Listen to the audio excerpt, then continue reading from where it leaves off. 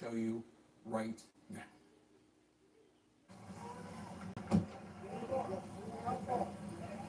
Hey y'all, there was a shooting involving ICE. They attempted to block this woman in with their bodies and then she took off on them. Whitney Wild, you're on the scene. I am sure that On the BBC, it says vigil for woman shot by ICE officer is in Minneapolis. Earlier this day that she's maintaining. There's a lot of people down there. Upset a lot of people who saw with their own eyes what happened. That's the same place for what happened with George Floyd. It's very clear, you're hearing from Governor Tim Walz, Mayor Jacob Frey, that they have seen the video themselves. They do not believe that the narrative that DHS is putting out there. See, like, I've seen it time and time again. Like, they'll put their bodies in, like, they'll stand in front of the car and on the back of the car. And if somebody tries to take off on them, like, they'll open fire. By this DHS narrative that this was a justified shooting. They are incredibly angry. Secretary Noem's words, and I guess that's how because like it says that they followed their training, or the officer followed his training, or at least that's what the Secretary, Department of Homeland Defense said. And like I think it's evolved that way from all the people running from the cops. They don't want that. I guess they start training them to stand in front of the car and possibly on the back of the car, because I've seen it happen like on the back of the car as well. And like I feel sorry for the people that's on alcohol, like if they was like on alcohol, because you make irrational, stupid decisions on alcohol. But I don't know, like I heard the woman was white and that she was an American citizen, so it's sad like either way around. We certainly saw that in Chicago. We've seen it in Los Angeles. But it's been on the news all day. I don't feel like putting it on my title because there's probably so many people already talking about it. Where I'm standing, that this all unfolded. And right now what you're seeing is people moving away. They're trying to reopen the street so that people can park. This is a residential area. There were a lot of people who saw this, a lot of people who took video of it. And people are, they're here to pay respects to the woman who lost her life. Yeah, but I went live streaming like 2 times today for like at least 2 hours. I got 0 views, y'all. They're saying say her name, and you're hearing the crowd. Like I got some views last night, but George Floyd moment here. And it was like at nighttime, like midnight. Will not be lost in a week, in a month, in a year. And I don't feel like doing that another turning point here, like past midnight again, because a lot of folks, they be in a weird mood like after dark. Not to put too fine a point on it, but like it's them day sleepers. Like I'm tired of sleeping in the daytime, in Homeland Security and ICE. It's actually not healthy for you because you don't get any vitamin D. So it's like if you sleeping in the daytime, you might as well take a vitamin D supplement. Do not think that this description. Then my neck hurts. Oh man. Like I've been doing these exercises for my neck to get better. What we often hear from federal law enforcement. And I'll lay on the edge of the couch. But my neck usually stops hurting if I a lot of my sources are scratching their heads. like if I take a hot shower. Had a veteran ICE official who. But I was looking on like neck exercises. There's this thing called a neck harness. And this guy got his neck super huge with a neck harness and some weights. Doing work like targeted operations for years. They have been in dangerous situations before. So seeing something like this unfold where a woman was killed, it begs the question as to whether the officer did in fact follow training protocol. Now the secretary is standing by this officer saying that he did follow standard protocol, but at the same token, this is there was this woman live streaming by the FBI. So yes, certainly still. She was really pretty. She was like 25, and like she's all about Jesus and stuff. Like she reminds me of my mama. But like I know that the stories come from stars, like star constellations, and like humans have been studying the stars for a really long time, Whitney Wild, thanks to both of you. Really appreciate it. Joining us now, Republican Congressman Carlos Jimenez of Florida. We have him here to talk. Because like they talk about sinning and stuff, and they make too much stuff sinning. I am wondering your reaction to the shooting. I don't know if you've seen any of the video. Yeah, people do. But it's from the A number of questions. Look, I from was, Italy, from Rome. firefighter, but I was also on the SWAT team. So But I had some police training, and as mayor of Miami-Dade County, I was also the sheriff of Miami-Dade County. cause she don't really look Mexican. She says she was kind of. She says she was Mexican. She was really pretty. Do you think the ICE officer was just? But she really don't look like it to me. Again, you're gonna have to get all She looked more like mixed. on himself. I don't think he did. I don't think ICE agents are required to wear body cam. You know, they try to label everybody Hispanic these days since the So, 60s. I tried And to so, give police officers a benefit you of know, the doubt, somebody might say that they're wherever possible, but Mexican or whatever, but they could be Hispanic, they could be All right. Mayan Indian, they could be Let's turn to Aztec. Venezuela because that You know, is an issue like that all we that stuff is like old and dead and gone now, and it's like, Corina Machado told CBS you know, News that nobody native, trusts the current acting native type president stuff. of Venezuela, And, former Vice President Rodriguez. The Trump administration picked her. Yeah, but she was over really Machado, pretty, though. At least in the short term here, to lead this transition. Honestly, Maduro's regime, with the exception of Maduro and his wife, is still running things.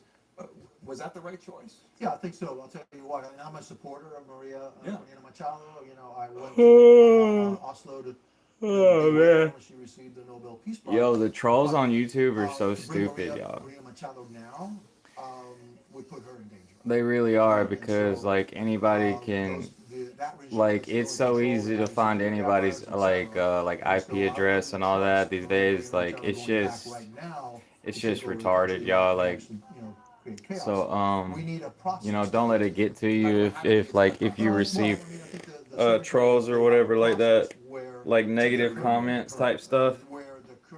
Just block them.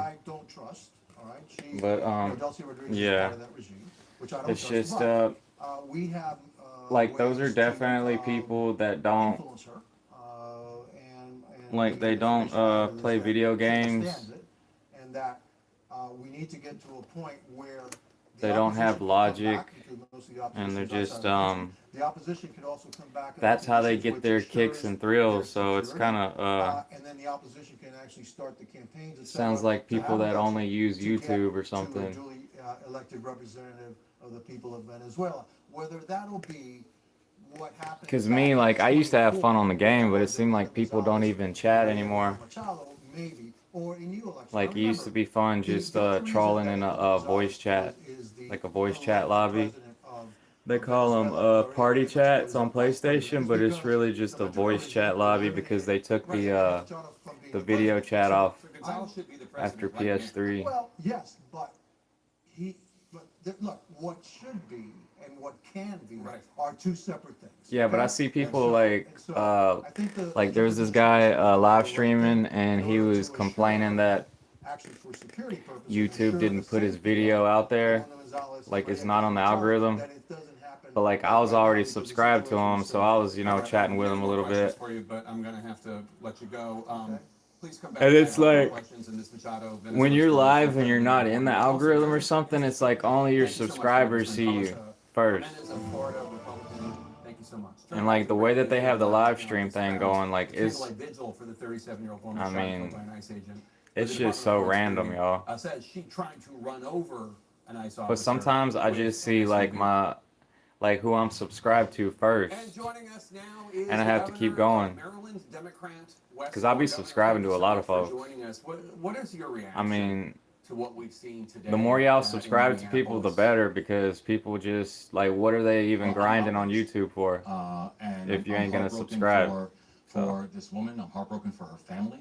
I'm heartbroken for the community, because this is a realization of our worst fears, of exactly the thing that we hoped would never have to happen when these initial decisions about how we were mobilizing federal troops actually started happening. And, you know, this is not what the people want, where we are now spending billions of dollars. I wonder what the other channels mobilize, talking about. Our federal forces to now go after children and farm workers and people without any form of due process. And so I'm outraged by the video that I saw. I know there is going to be a further investigation, and I stand with every other American and call for a thorough investigation as to what happened and to ensure that real justice is understood inside this moment. We heard Democratic officials in Minnesota, especially the mayor of Minneapolis, Jacob Frey. Buildings and homes were destroyed as the fires burned. Then MSNBC correspondent Jacob Soboroff was on the ground reporting about the neighborhood where he grew up. This is an excerpt from a report he filed after discovering the home he was born in had burned down.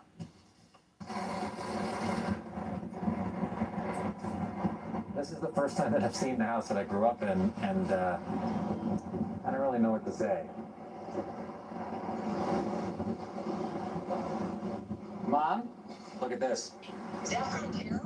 Yeah. Your birth house? Yeah. Oh, I'm so sad. Every one of you guys was born in that house. I know, it makes me sad too. This was a really, really special place for the Soboroff family. Government-owned grocery stores, you're going to be able to choose about 400 or 500 items instead of the 30 or 40,000 items that you could choose today. All in consideration of the blue-collar Joe Bag of Donuts, the forgotten worker. This is why Donald Trump was elected. Because we care about the forgotten worker. We're going to fix health care. We're going to fix affordability. We've already got gas prices coming down. Grocery prices are coming down. And wait until that tax cut hits in 2026. And with this, Mr. Speaker, I urge the support of H.R. 4593, and so should you. Thank you. I reserve. Gentleman from Kentucky reserves. Gentleman from New Jersey is recognized. Thank you, Mr. Why is it ain't Speaker. even- I yield now 3 minutes to the gentlewoman from Florida, Ms. Frank. Wasn't even focusing. Gentlewoman is recognized. Thank you, Mr. Speaker. And my. I rise today amazed that with the healthcare crisis unfolding, the Republican priority before us is plumbing.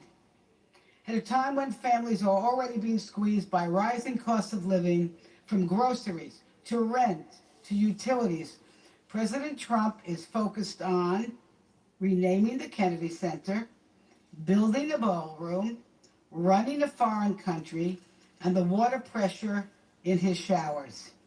And the Republicans in Congress, instead of focusing on lowering health care costs, are debating the definition of shower heads. Really?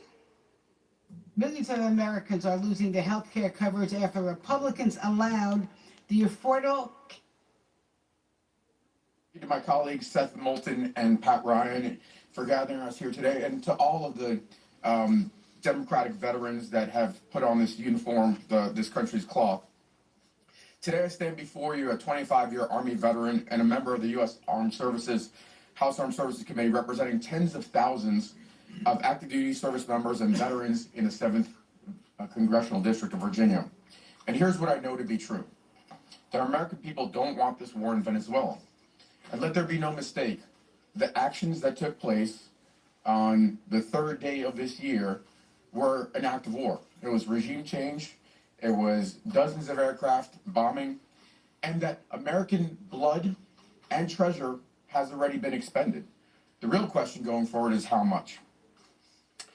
The president did not come to the American people to make his case about why the operations in Venezuela, which were conducted really magnificently, and I commend the U.S. military and armed forces for that. But he didn't come to the American people, nor did he go to Congress to seek authorization for the military force. And he should have. Regardless of the president's actions, I believe the decisions to take this country to war demand transparency and the consent of the American people.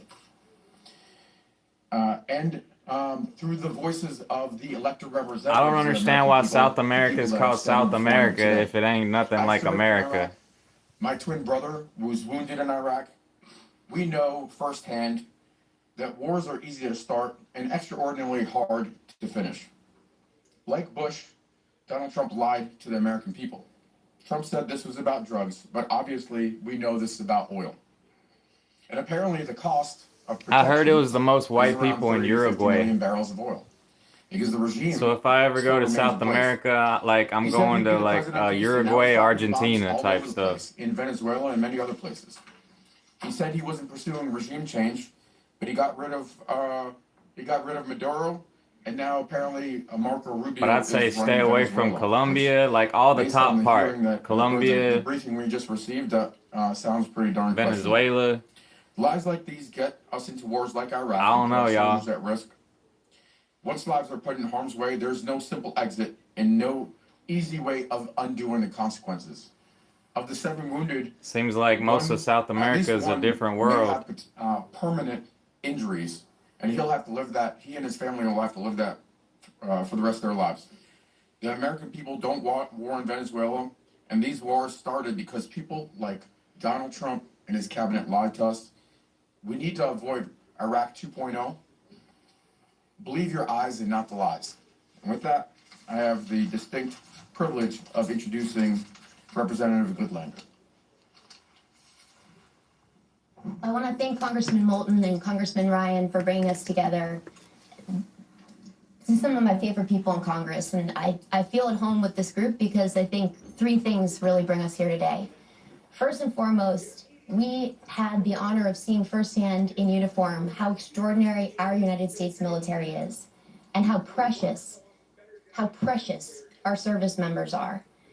There is no greater love than a love that leads a person to put their life on the line for their country. And that's what our service members do every single day. Their trust is a precious resource. And the costs of war are costs that we should be talking about all day, every day, because they are the costs in lives and the costs in taxpayer dollars at a moment when people across our country, across my home state, are having to make some of the most painful choices that you could ever imagine a person making, because we are in the midst of a full-blown cost crisis. Having to choose between healthcare and housing, having to choose between gas and groceries. These are painful choices that no American should have to make. At the end of the day, we all took an oath to this Constitution. And I carry it with me everywhere I go because it's very useful on this job. Yeah, but the house was Ways like they can smelling smell. like Fabuloso, and it We was will honor irritating me, oath giving me a headache, by like because I being sprayed it all over the relentless in couch. Pursuing And what I answers did to was I basic put vinegar questions like with what water comes next and in a spray Venezuela? bottle, and I sprayed that How all much over is the this gonna house. cost in lives And it in smells a dollars? lot better. And we It's supposed will to be take away the relentless in smell from the upholding our oath to Fabuloso. this great Also, you could use Constitution, because baking this is soda. a fragile experiment that we're undertaking. And there's nothing that tests this experiment more than a government that is not honest with its people and a government that is not smart about its resources. So I'm grateful to be with this group, and I turn it now over to my colleague from the great state of California, Congressman Tran.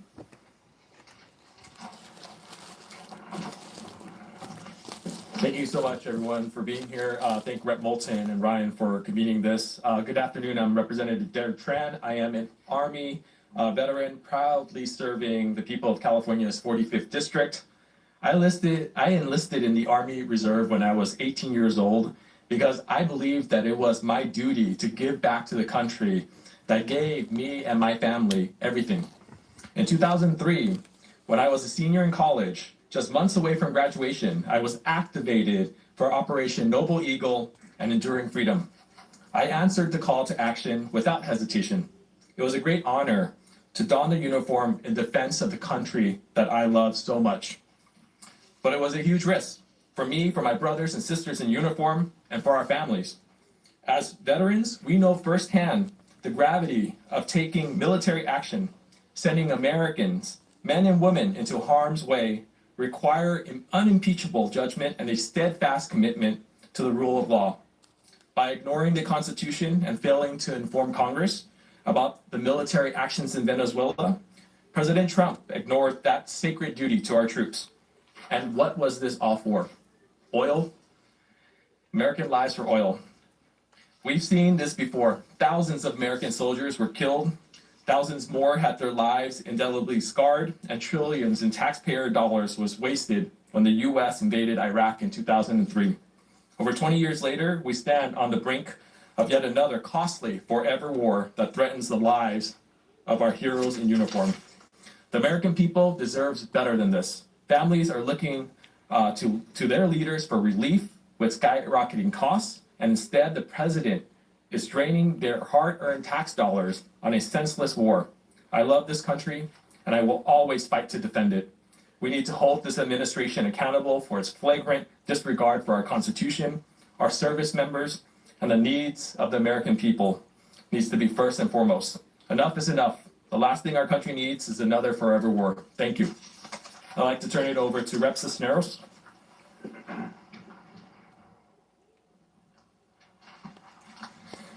Thank you all for being here today. I am Congressman Gil Cisneros from California, a Navy veteran, member of the House Armed Services Committee, as well as a former Undersecretary of Defense in the Department of Defense.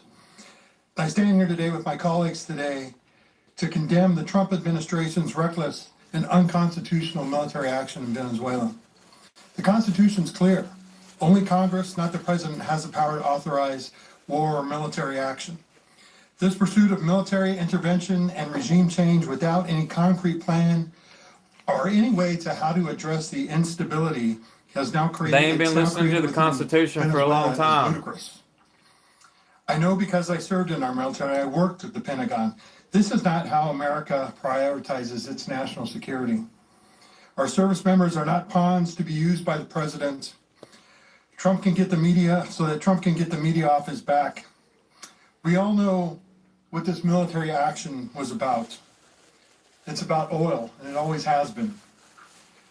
Hell, even Trump gave up his, he talked to the heads of oil companies before he even talked to members of Congress.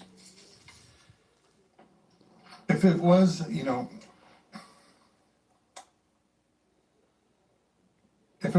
would not have pardoned. If this was about drugs, like he said at the beginning, he would not have ever pardoned a convicted drug trafficker while capturing another.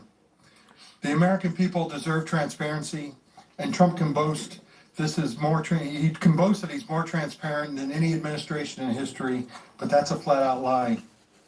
Trump, Hegseth, and Rubio are hiding from accountability, and they need to publicly justify what the justification was for their actions. I am deeply disturbed by the president, his actions that he is taking, this unilaterally making these highly contentious actions in another country, and I stand firmly against sending America into another endless war over oil.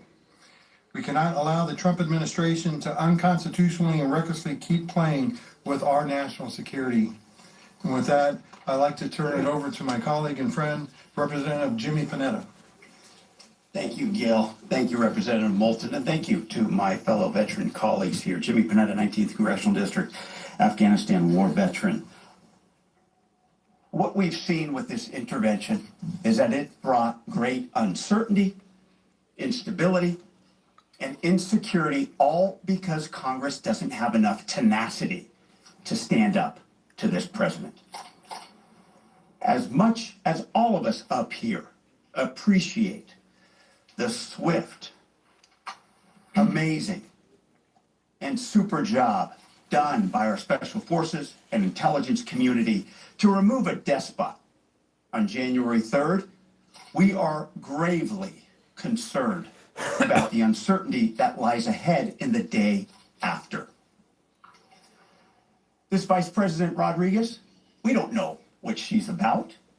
We don't know who supports her internally or externally. We don't know when she's going to have elections. We don't know if there was a deal for oil. In regards to oil, we don't know who's going to spend hundreds of billions of dollars to extract and revive that industry. We don't know whether or not the oil market, which is already filled with reserves, is going to accept more oil. We don't know how much this operation is going to cost. This uncertainty leads to great instability, not just in Venezuela, but in the region and with the United States of America. It brings insecurity. This president is all about spheres of influence.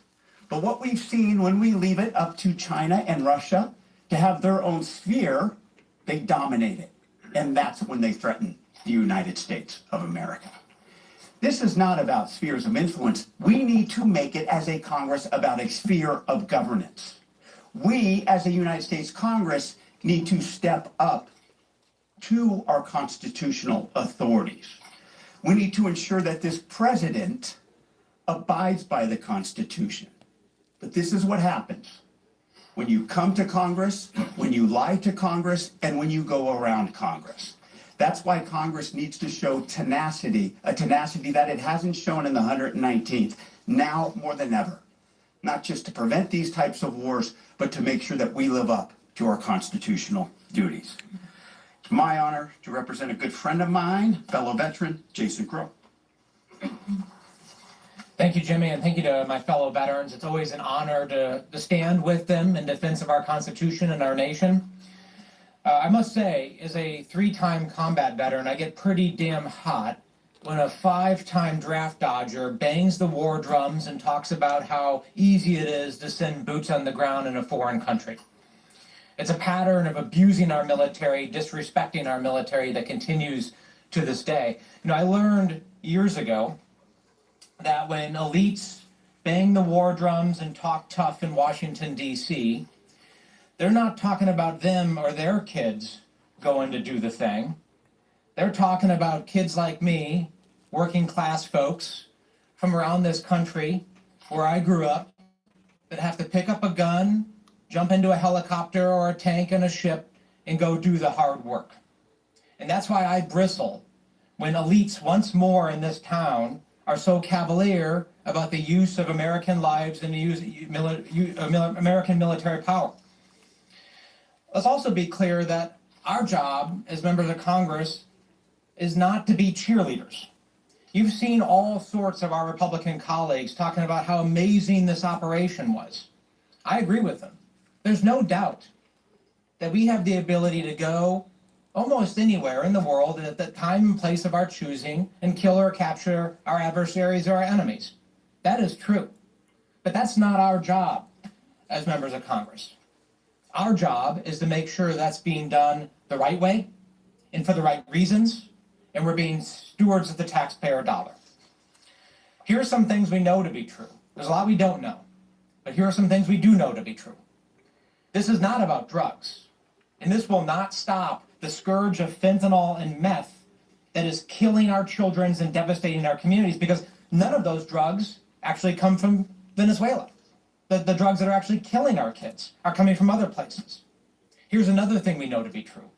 This is not about democracy and freedom for the people of Venezuela, because you've just heard over and over again that the Maduro regime remains intact. In fact, it's more oppressive sitting here today than it ever has been.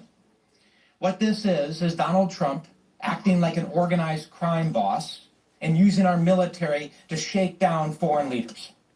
Not only is that wrong and illegal, but it's going to undermine the safety and security of the American people. Because a smaller, weaker America with fewer friends means we have to go it alone. And when we go it alone, Americans have to suffer the consequences. That's what this is about. That's what we will continue to fight back against. That is what our duty and our oath compel. Thank you. All right, well, I want to thank my amazing colleagues. It makes me so proud to stand up here with all of you fellow veterans.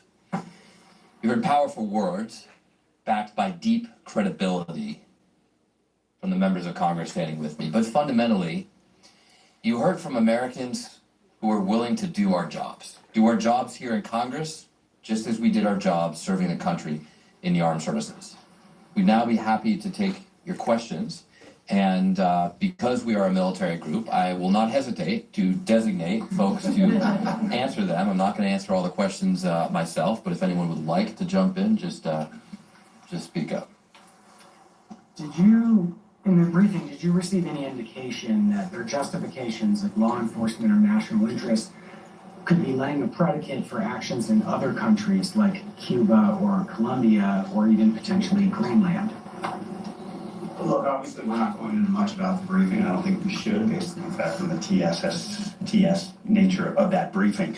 However, what we've seen from this administration is obviously statements that have made clear their intentions as to what they want to do when it comes to, as I said, this sphere of influence, this Don Rowe doctrine that he so likes to brag about, basically letting others know that they will do whatever they want when it comes to intervention. And what's unfortunate, and what we have to stand up to, is that they're going to make up whatever they want when it comes to the legalities of these types of actions. I mean, this is the incoherence of this type of policy when they said the drug boats were about narco-terrorism, yet then they do regime change, and it's for law enforcement purposes. Like I said, this inconsistency leads to this instability, and unfortunately, that's why we have so much uncertainty at this point. I'll just add that at some point you question the value of these briefings, because they've obviously been lying to us about this operation, so I don't know why we believe they would tell us the truth about Greenland or anywhere else. Next question. Thank you. A number of you have mentioned how you have to stand up to the Trump administration, to have more tenacity or to have a spine, I think someone said as well. Could you realistically talk about what does that look like? And then have you spoken to any of your friends across the aisle to see if there's Republican support for standing up? Why don't you speak to it? Well, so I think there are multiple pieces to both formally and informally what we're able to do, and we welcome colleagues to join. One is we have already introduced a series of war powers resolutions, including one that tragically failed by one vote before the end of the year. And there are plans to introduce, including the one that Seth is leading, continuing legislation to make clear we will not fund another forever war in the United States of America on our watch. And particularly introducing the idea, I think, to Seth's credit, of funding and our precious treasure of this nation, and hopefully will bring some more courage from our Republican colleagues. And I do want to say, like, Congress needs to step up, but I want to be very clear and explicit about that. Congressional Democrats have stepped up multiple times. Knowing that this was coming, or fearing anyway, we introduced multiple war powers resolutions to constrain exactly this scenario. And we will continue to do that now that we've seen the actions that they've taken.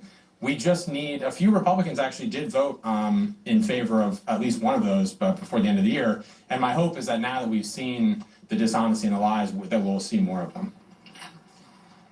The bill that Congressman Ryan is talking about is very simple. It just says taxpayer dollars will not go to ground operations in Venezuela. We should have that vote. That's our responsibility in Congress, to have that vote. And I can tell you that I have heard directly from Republicans that they would be, quote, raising hell if Joe Biden were doing this. Next. On the point about the taxpayer dollars, are you planning on offering that as an amendment to a defense appropriations bill this month, or what's the mechanism? I mean, we're going to try to offer it however we can to get a vote on it. Okay. Next. What about hearings? Is there any prospect of any hearings? Well, we're certainly going to push for hearings, but the question will be, will they tell us the truth? Other questions? Both you as well as some of your colleagues have mentioned inaccuracies, lack of information, etc. What's the balance from y'all's standpoint, especially on the Armed Forces Committee, between maintaining security for this type of operation and maintaining Congress actually being informed to be involved in these sorts of decisions?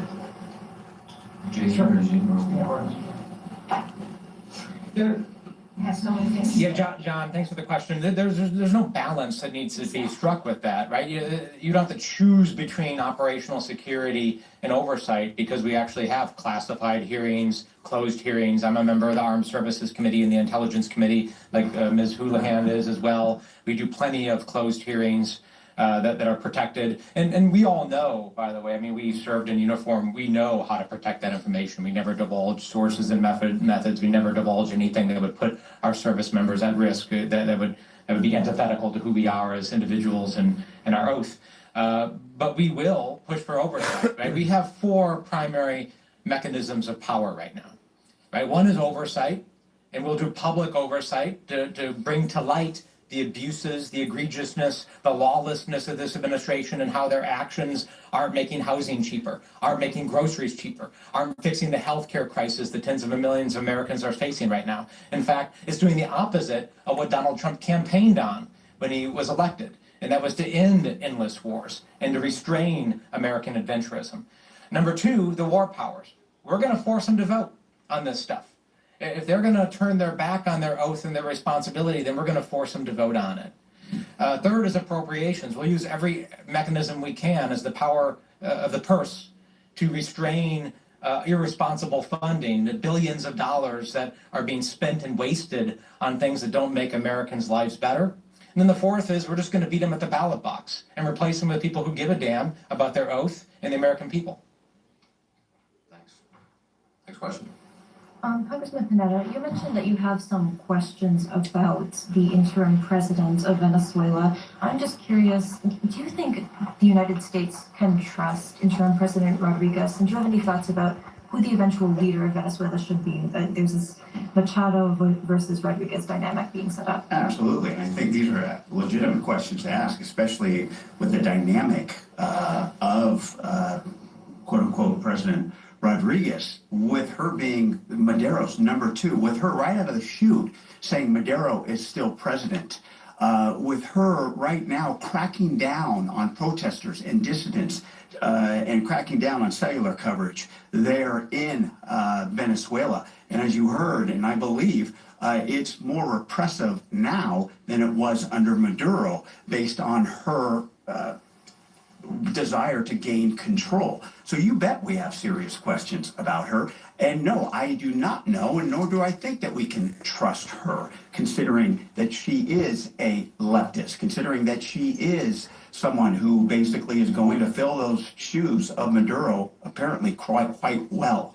Obviously, we want to make sure that either Machado or I think it's Gonzalez, the winner, the outright winner of the election in 2024, are ready and willing to come back and be a part of these elections. We need a timeline from this administration that claims it's going to run Venezuela. Then give us a timeline as to when they're going to start implementing democracy and democratic values, and that starts with elections. No, go ahead. And I'll just add before Pat speaks, we can't speak about classified answers from a classified briefing, but we can tell you what they didn't say. And this question was asked because Maduro is an illegitimate leader because someone else won the election, Gonzalez. So the question was simply asked, when will the opposition be restored to power? And Rubio refused to answer that question. And just to zoom us out and to this sign, for those of us that have been through this and seen this movie before, people on the stage and people in this room and people across this country, we had almost these exact same conversations in Iraq and to a certain degree Afghanistan as well, where over and over hopes were placed on some foreign leader who the day before most Americans frankly didn't even know their name. And we were promised that democracy would reign and just a little bit more of your hard-earned tax dollars, a little bit more of our precious young men and women sent just one more year. It's the same thing. History doesn't repeat, but it rhymes. And that is important for the American people to understand, of course the details matter. The fact that Delcy is in the indictment herself, and she's the one chosen in the package of people indicted by this country, and she's now supposedly legitimate, that matters. But also, we've learned this history. Let's not repeat this history again. Next question. Time for two more questions. Okay, I just want to give an opportunity to Eugene, Ted, Christy, anything else you'd like to add? Jason, sure. Yeah. As some of my colleagues have alluded to, the lies of this administration continue unabated, and we've been told that the United States is in total control of Venezuela, which is total bullshit. Right? We don't have control over this regime. A. B. We shouldn't have control over a foreign country and regime. Right? Because that's, again, not what the American people want. They are done with endless nation-building quagmires. right? The appetite in America for that is zero. We've had enough. This insanity has to end, and we are going to push hard to end it. Thank you all very much.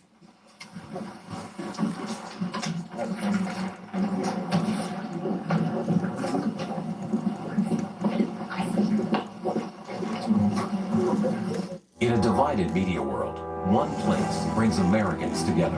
According to a new Magid research report, nearly 90 million Americans turn to C-SPAN, and they're almost perfectly balanced. 28% conservative, 27% liberal or progressive, 41% moderate. Republicans watching Democrats, Democrats watching Republicans, moderates watching all sides. Because C-SPAN viewers want the facts. Download the C-SPAN app. Force that speaks to not shooting into a vehicle that happens to be leaving or escaping, but there are exceptions to that.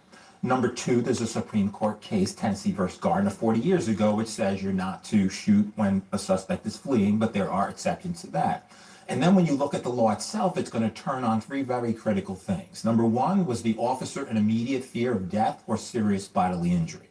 Number two, were his actions proportionate to any threat posed by that vehicle? And number three, Aaron, did he act reasonably? That's the way this is going to be evaluated. And they're going to be, and it could come down to an investigation which leads to a potential prosecution, where you can have a jury interpreting what they see and whether tactically he was being run over or he had an opportunity to move away from that. Now, she's a 37-year-old woman. They had all the information about a license plate and everything else that they would have needed right there. I mean, none of that was hidden. Gil Kerlikowske is part of this conversation as well, former Commissioner of Customs and Border Protection. So, Gil, how do you see it? I mean, you see the two videos. Trump's version, he posts the woman driving the car was disorderly, obstructing and resisting, then violently, willfully, and viciously ran over the ICE officer. And Kristi Noem says that force is perfectly lawful. What do you see in the videos? Well, the most important part is that everywhere they've gone, this pack, Los Angeles and Chicago, and now Minneapolis, they have used tactics that no legitimate law enforcement agency would use, including the training that Chief O'Hara, who is so well respected, talked about. You don't stand in front of a vehicle. You don't place yourself in danger. The Supreme Court just recently ruled on this, and this is called something like self-imposed jeopardy. So you're supposed to get out of the way. You're not supposed to try the door handle. You're not supposed to open this. These are agents that work in rural areas on the border, often by themselves, and this is clearly the wrong skill set. As former Secretary Tom Ridge has mentioned, former Secretary Michael Chertoff, and myself, this is clearly the wrong skill set to be putting them in an urban environment, and that's been shown across the country. I mean, John, just to state the obvious, right? If putting aside the fact that it appears he was just bumped, right, as to her intent, even if you put that aside, if he had stepped aside and she had left, they could have just pulled her aside a little bit further or pulled her in later. I mean, they had all the information from her car. Well, what Commissioner Kerlikowske is talking about is after a series across the country in major cities of incidents where people were fleeing police fired into moving cars went out of control and crashed.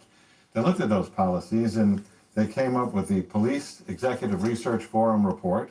It was adopted by most major cities. What you're holding there literally says vehicular pursuits, and it's the policy. Right, and this is the updated version. They did this years ago. We did this in New York in 1994, 95. We changed it in LAPD when I was there in 2004. But it's basically simple, which is if you're confronted by a moving vehicle that could be a threat to you, get out of the way of the vehicle and don't shoot at a car. Now, this is DHS policy. I'm reading to you from DHS policy. DHS law enforcement officers are prohibited from discharging firearms at the operator of a moving vehicle or other conveyance unless the use of deadly force of the, basically it says, unless it's... This appears to be black and white. Well, it does. And it also says a law enforcement officer must take into consideration the hazards that may be posed to law enforcement and innocent bystanders by an out-of-control vehicle, which we just saw the result of that. The point is, unless the person is literally either using the vehicle to ram other people in a Right, to terrorist kill attack, people, yeah. or has a car bomb, or is Yeah. chasing you with the vehicle in particular, getting out of the way and reducing the tactical exigency where you're not creating a situation where you're forced to fire these shots Yeah. is what most law enforcement agencies have adopted. And very clear that And, that's what was and there. it's missing. All right, everyone's staying with me here. We have breaking news continuing on this. A witness next who was there speaking out for the first time. She was there when the ICE officer shot Ms. Good in her car. How can I relax? He just killed my neighbor. You caught butter in the face. So what did she see? The incident itself and ahead of it. And Minnesota's lieutenant governor is out front. She says she will not allow Trump and what she calls his thugs to turn communities into war zones. And breaking news, the United States is now in control of a Russian-flagged tanker after pursuing it. Russia tonight calling this 21st century piracy.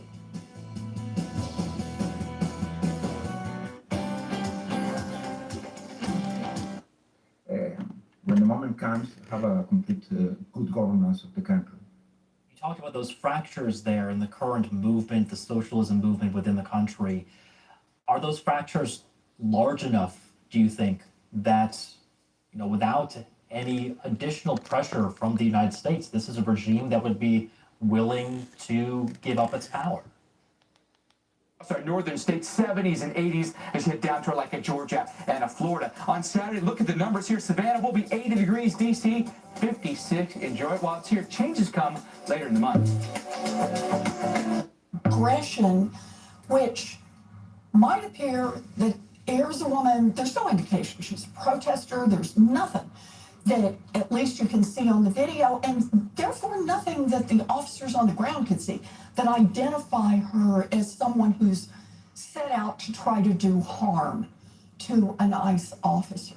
I'm struck by the fact that the administration is saying that domestic terrorism, quote unquote domestic terrorism, legitimizes the action that was taken by the officer during the same week when terrorism was the justification that was given for the United States military going into a foreign power and extricating their leader. That is now being used very broadly. Now being used very broadly, but you notice, for example, in the case of Venezuela, it now all switches again.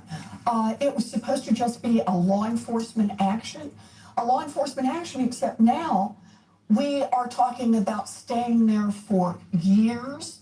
We're talking about how much money we're going to spend. We're talking about seizing oil tankers more, and it's the United States that's now going to be directing all of the actions in Venezuela, the sale of this oil and squeezing the local Venezuelans. Once again, this is not a case of an administration that has said, wait a minute, we've got some goals that we're trying to reach, and we've thought through how we're going to try to get there. I want to say on this, this is a moment when it should be so clear to us the urgency of getting some real accountability.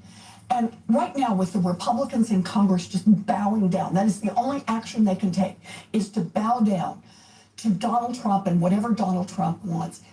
That means we have got to focus on the 2024 election, and we got to start doing that work right now. And that's the reason, you talked about it earlier, but that's the reason that I have just put nearly $500,000 of my own campaign funds into state Democratic parties to say the urgency of this election coming up could not be higher.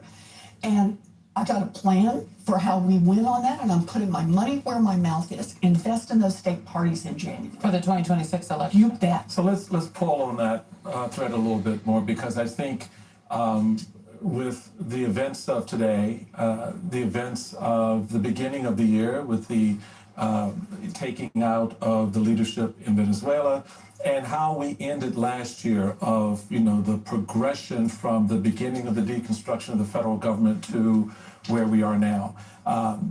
The urgency you talk about is so very, very important. And so I'm curious as to two things. One, you talk about the best time to do it is January, not waiting until next October. Could not agree with you more, because that's a big part of the strategy of getting it right, getting the voters to understand exactly what the narrative is because they're living and experiencing it, whether it's affordability, whether it's what we're seeing happen in foreign policy. The second piece is your fellow Democrats. What are they willing to put in the pot with you? That is exactly the right question, but you got to start with a single step. So I have made contributions to 23 state parties. I've done it big, I've done it publicly, I've told my fellow Democrats about it. I forgot to check if I was and I'm muted. urging all of them to step up as well. This is a moment when we need to build that infrastructure at the state level. This is the moment when they need to hire some staff and they have to pay the electric bills and they have to be able to pay the rent and start bringing in the volunteers now. There are a lot of folks out there. I hear them in Massachusetts. I hear them all over the country say, what can I do? People who see this on what's happening out in Minnesota, people who see what's happening in Venezuela, people who see what's happening in their own grocery carts and their own efforts to pay the rent and their own health care bills, people who see what is very broken and they want a way to act. We invest in our state parties and we're opening the doors for the volunteers. And the volunteers can start getting that message out, not with fancy multi-million-dollar ads. They start getting it out person to person. Conversations in the grocery store, conversations at the soccer games, conversation at the PTA meetings.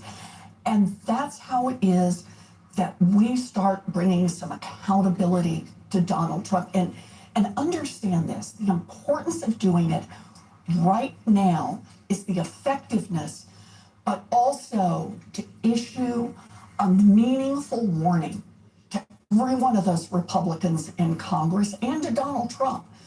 We are serious. We are going to take this election in a huge wave. It's time to start backing off. It's time to start putting some constraints on these people at ICE. It's time to lift these tariffs so that the cost of building new housing doesn't keep shooting through the roof. It is time for you to take actions that put this government more on the side of the American people, because Democrats are prepared to do this, and we're coming for this election in 2024. When we talk about 2026, when we talk about 2026, people often talk about the House, but it sounds to me like if Democrats think they would like to put a meaningful check, and I'm somebody that thinks a meaningful check needs to be put on the president, given just everything that we've seen that the chairman described, that also requires taking back the United States Senate. Do you think Democrats are in a position to do that? I think I asked about them putting money in the till. Exactly right. And I think the answer is we absolutely can do it. And you know how we can do it? We do it by getting organized. That's part of it. That's what this money is about. But we also do it by staying focused on our issues. Look, we got a lot of fighting hand to hand in what ICE does and an invasion of Venezuela. Good Lord, are they coming after Greenland next? But we got to remember that in the year run up to the election of 2024, Donald Trump went out there and said pretty much every day he would lower costs on day one for American families. He gets elected, and the very first interview he gives, they ask him, so how come you won? And he said, because I said I would lower costs on day one. Well, we're now a year in, and the cost of groceries is higher. The cost of utilities is higher. The cost of housing is higher. And good Lord, the cost of health care and health insurance premiums has shot through the roof. And every one of those is because of policies that Donald Trump and the Republicans are following. So that means Democrats' job is to keep talking about those costs and to point out that we have real plans, very concrete plans to lower costs for American families, and we're willing to fight for But you put your plans up for a vote. You bet. All right. Senator Elizabeth Warren, thank you so much for your time. We look forward to seeing you again very soon. We are keeping an eye on the protests in Minneapolis in the wake of that ICE shooting. These are live images you are seeing. Also ahead after a very quick break, quote, pre-office rockers. That is how one Senate Democrat is describing the president as he pursues his absurd goal of taking Greenland. Only on the weekend. Next. Love being with my family outdoors.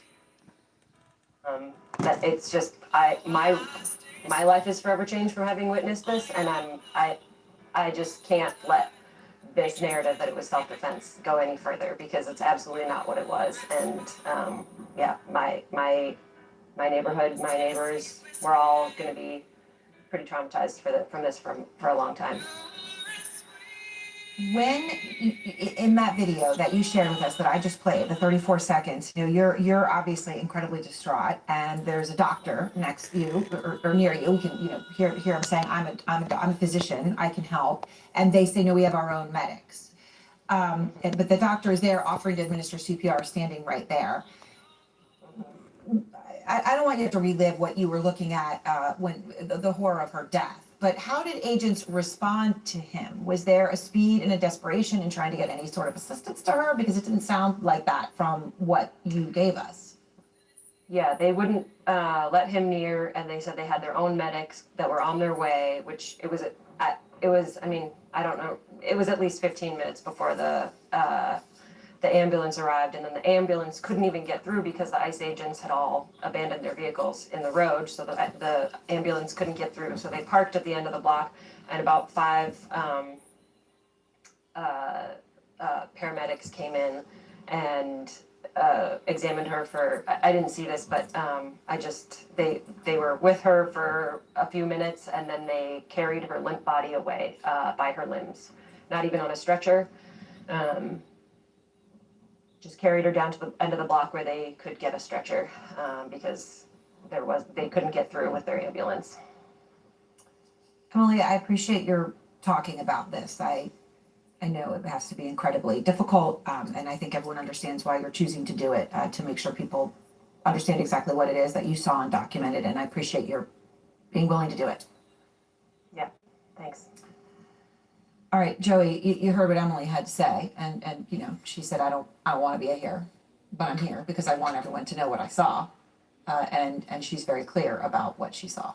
Listen, it's got to be a very traumatic experience. What I'm concerned about, though, is the nature of the investigation. Let's be clear that there are going to be, of course, local officials investigating this, Bureau of Criminal Apprehension, in addition to the federal government. In the event that there's anything federal here, of course, then Trump would have the power to pardon. We're not there yet. There's not been a prosecution. There's not been an indictment. There's not been a criminal charge levied. However, in the event that it goes that way, I think it's very important that the community gets a sense of fairness, a sense of justice. And in the event that it is federal, of course, there would be, according to Trump and what he put out already, he's judged that there's nothing to see here. And so if the locals get it, what will they do? Will they move forward? And if they move forward, what will that look like? Would it look like a, actual prosecution? And what would be the prosecution here? Criminal negligence, intent? We'll see. Gil, I'm curious, Emily was talking about, there's that physician. And I understand that in the moment like this, right, there's the most important thing about this country is a country of rules and laws. And if they're not upheld in one horrific part of something, doesn't mean that they should also be dropped in another. In that context, even with that said, though, when the physician says, I can help, and he's right there, and maybe at that point it appears to everybody she's dead, but to take 15 minutes for someone to get there and to not allow someone who might be able to administer CPR, that just on a human level, that's really hard to hear.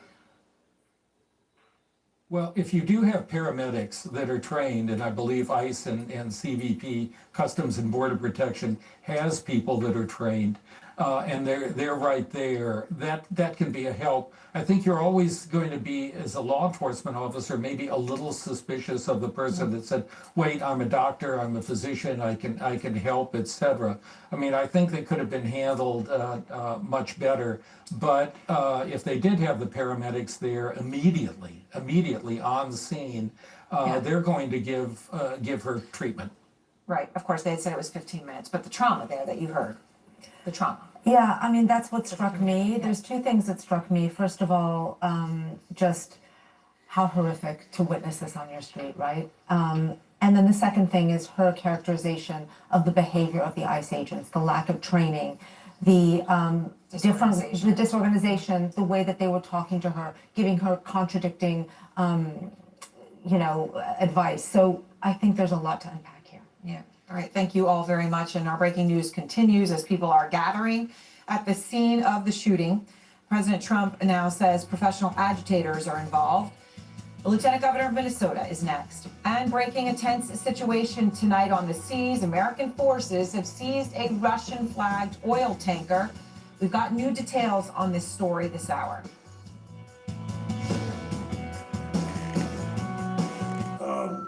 Tell a joke. I think I'm getting an American dietary culture.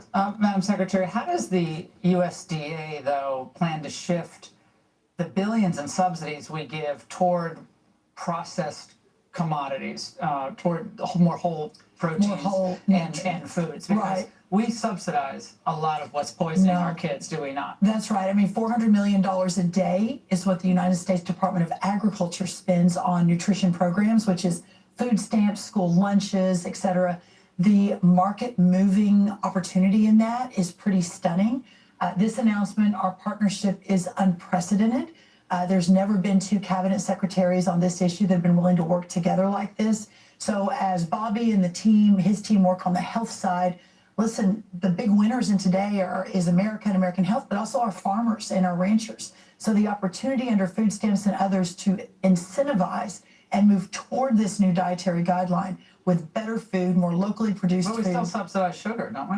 Well, as we know with SNAP, the SNAP waivers, all of the SNAP reforms. It ought that to are be going on, cane we're sugar. moving away from that very quickly. That would be great. And Mr. Secretary, to that, you've talked about this before, I believe in speeches, that we might at some point introduce warning labels on some of the food. By the way, don't say the brand name. There are all sorts of cookies that look like this, but I did bring a few that I might have eaten before the show, but they kind of make me cheese so I brushed afterward. But are we doing warning labels on our favorite snacks? Yeah, I mean, what we're doing, our approach is not to tell people what they can and cannot eat, to give them very good dietary advice, tell them what's good for their health, and then if you want to have a soda pop and a donut, that's up to you. We live in America. You ought to be able to make those choices. But we are moving right now to move to front of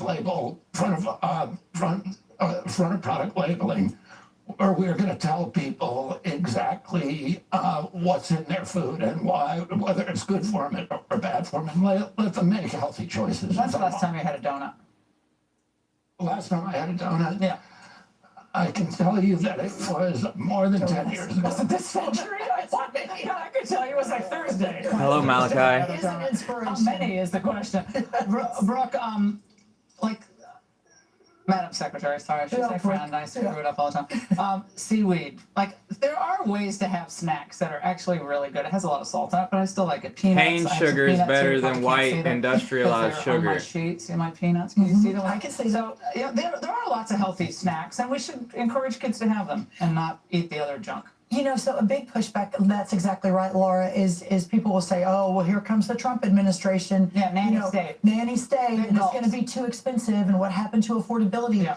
To eat healthy, to have fish or chicken or pork or beef with a side of vegetables, a whole grain piece of bread, a glass of whole milk is right around $3 to $4 per serving. Well, that's Real less butter. than any fast food meal that you could get. But what we have Bread to do without and what sugar we're working in on it. also is those underserved communities that don't have access to Whole Foods or Michelle Obama called them food deserts. I kind of used to poke Stop fun of using it. vegetable oil. Maybe is she right? Use olive oil. In fact, there's part of that. That's correct. But here's how we fix it we take it all back. immediately. She's right. Listen, 250,000 retailers in America take food stamps. So your local corner 7-Eleven, your bodega, your Quick Trip. Yeah. And what we have to do and what we are doing, we announced today, is we are requiring any of those 250,000 retailers that accept food stamps or SNAP dollars have to double their offering of healthy food as it goes with the new food. So Now they're we're talking making about changes, and it's going to make a difference. the you're gonna be food able to police pyramid. that? We are. We've got USDA has a lot of food safety inspectors, a lot of accountability. So yeah, we're going to be policing. I don't it very use closely. vegetable oil Another anymore issue, because it's Mr. not healthy Secretary, for we had a lot you. of waves this week, and I wasn't the announcement at all, but you reduced the I child bake or I vaccination, boil. Sometimes if I stir recommendations fry, from I use 17 olive to oil. 11. Here's one of your friends. Yeah, so HHS is really, unfortunately, some of what they're doing has legal implications in terms of access and coverage and who stocks what vaccines. But in terms of, being able to trust them, we can no longer trust our federal government for vaccine recommendations, and that's a real tragedy. Fortunately, a lot of the professional societies are stepping forward, and we are making our own. We are making our own recommendations. Mr. Secretary, you are, according to him, American Academy of Pediatrics, endangering the public trust in public health. Yeah, the new recommendations don't take vaccines away from anybody. All the vaccines under the old recommendation list will continue to be covered by insurance. The Vaccine for Children program, everybody. Yeah, will there's have too much access to them. sugar and If you want them through shared decision making with your refined physician, sugar you can causes get any vaccines diabetes. on the schedule. What we did is we took the vaccines that are the vaccines that other countries give, our peer nations in Europe, where there's great science, and a lot of our science is based upon their databases. And they're the vaccines that they believe are important for children. One of the Well, you things could that they're just do convinced like of, sauerkraut, from experience in like science, apple cider vinegar. is that if you had too many vaccines, the schedule If you had too uptake much goes sugar down. for one day, but And a these little are bit of countries sugar that is don't actually have healthy mandates, for but they you. have the same or There's natural greater sugars in plants, vaccine compliance than like we cane do. sugar. And we need the American people to trust us, to trust our recommendations. We need good science on these vaccines. Why are these health so-called experts? They're just up in arms. They're so angry. I think they're upset that their influence maybe is waning. That's what seems to be some of it. I think, and there are hundreds and hundreds of billions of dollars that are being made. Vaccines are different than other medicines. Turns out Every bacon other is not medicine, good for your patent heart. expires after 17 years. If you get a vaccine recommended, you Fried. have forever. So it's producing billions of dollars for you every year. And so the pharmaceutical companies really like vaccines. When I was a kid, we had 3. Today, kids get 80 doses of 17 vaccines before they're 18. That's up from 23 doses of 7 vaccines in 1980. And, that was prompted because we gave immunity from liability in 1986 to the drug companies, and there was a gold rush because this is a product. Well, that should end. The Trump administration should end that. But we're not ending it. That's a lot of MAHA people want that immunity ended. Not to step into any other territory here, but that's a big question. Mr. Secretary, Madam Secretary, thank you both for joining us. Thank you, We're looking Governor. forward to having healthier kids. We all want our kids to be healthier and happier. And coming up on this anniversary of the California fires, where are the funds for the fires? And are these houses actually being purchased by who we think they're being purchased by? Raymond Arroyo has it all, seen and unseen. Next. I wish I looked alive. She was killed by an ICE agent, and the video footage that we have seen with our own eyes tells a very different story from what we're hearing from Kristi Noem and Donald Trump. She was a mother of a 6-year-old. She had stuffed animals. She had stuffed animals in her vehicle for her child. This is outrageous, and we all should be incredibly upset by what we witnessed today, and expect so much more from leaders at the national level like Donald Trump and Kristi Noem. President Trump is saying that professional agitators are involved in this. And I just wanted to get your response to that, Lieutenant Governor, because he says in one of his posts, in part, the situation is being studied in its entirety, but the reason these incidents are happening is because the radical left is threatening, assaulting, and targeting our law enforcement officers and ICE agents on a daily basis. What's your response? I think to that's that? outrageous. It's ridiculous. The people that I see in the streets, I literally saw, a 72-year-old grandmother today, right? Those are the folks, legal observers who are people who just care tremendously about their neighbor, who are taking video footage with their cameras of ICE agents who are, detaining American citizens. Terrible. Arresting innocent bystanders, literally, throwing people into the back of vans, right? This is what is outrageous. The folks that, they're claiming are needed and necessary to keep people in our community safe. The ICE agents are the very people themselves who are making us unsafe.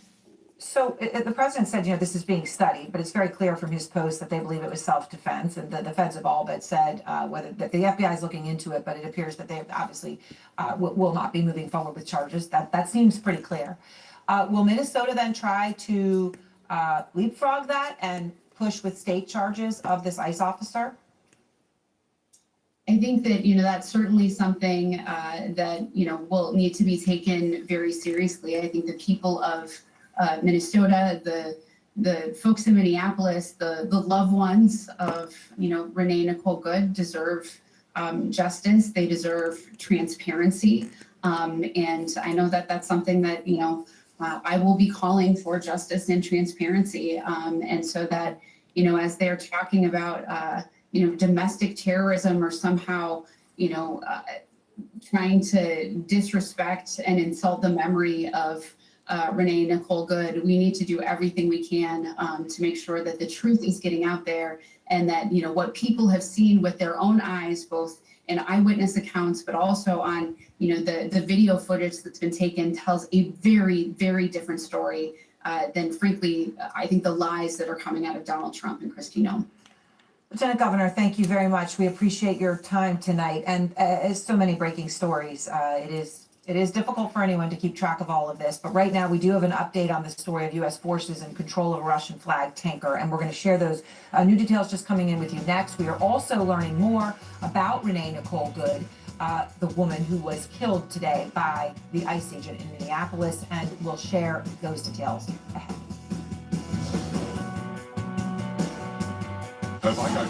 Just to get things moving. Well, Because imagine a situation. So, for example, Marco Rubio, the Secretary of State, told reporters today that there's going to be meetings between US officials and Danish officials about Greenland next week. Imagine once all the rhetoric dies down and the drama dies down, we just get a beefed up American military presence in Greenland, a bit bigger commitment from the other Arctic nations to be tougher on the Chinese and the Russians in the Arctic, and then Trump will have got what he wanted. Well, and okay, he talked very, very tough and made everyone get very upset and very scared, but this is the don't worry too much about Trump point of view, which is essentially the bark is much worse than his bite, the way he... Which has sometimes happened. It has sometimes happened, but you know what, he seems to be doubling down quite a bit now in his second term, and he's in the second year of his second term. He won't be president forever. He's a man in a hurry. He's an old man, but he's a man in a hurry. And this also assumes that what they want, that their real interest in Greenland is strategic. It's because they're worried about the so-called high north. But if what they really want are Greenland's natural resources, which are being revealed as the ice sheets melt in global warming, a phenomenon, by the way, that Donald Trump doesn't really believe in, then it's something different, because to get hold of them is something very, very different to simply saying, we can get 10,000 more guys into our base in Iceland. I think in the Cold War, they used to have 10,000 people in Iceland, 10,000 service people. And so, I mean, that would be a great resolution for Europe if that sort of thing happened. I wonder, though, if Trump wants to do it that way. We'll see. I mean, that's the thing. We don't know. He's unpredictable. Jeremy, thank you very much. Thank you, Adam. And Michelle, thanks to you too. Thank you. Now for something completely different, although it does still have a geopolitical bent to it. You might remember last year, Faisal went to California to hang out with the CEO of Google's parent company. Well, as a little sidebar treat, they took him into their facility where they're making their quantum computing chip known as Willow. Quantum computing is quite hard to get your head around, but all you need to know is it's the next leap in technology, in computing technology. And by a leap, I mean like giant, massive leap. So earlier on, I spoke to Faisal about his trip, what he saw, and what it reveals about the global tech race. Faisal, hello. Hello. Right, so this is the, I was going to say the Christmas leftovers of your trip to California, No, but it's so much better than that. No, it's much better than that. So just explain the scenario we're talking about here. So they're classical computers, everyday computers, operate on the well-known principles of binary 0 or 1, these tiny gates, like millions and trillions of them. That's how you convey the data. That's the essential insight all the way back through from the 1940s, if not before. Quantum computers operate on the principles of quantum mechanics, and that involves not 0 or 1, 0 or 1, or some states in between, all at the same time. And if you deign to try to observe it, that in fact changes the answer. And now that's a very complicated way of explaining it. No, I thought that was actually one of the simpler explanations I've heard. But the principles underpinning it are better echo and make for better modelling of various natural phenomena that operate by quantum principles, and allow for essentially exponential increase in computing power if you can control the mistakes. That are completely unthinkable amounts of calculations basically being able to be done. That is the basics of what it is. A more simple explanation would be if you have a tennis ball in like a set of 100 drawers and you wanted to find it, a classical computer would just take out all the drawers one by one sequentially and eventually find a tennis ball.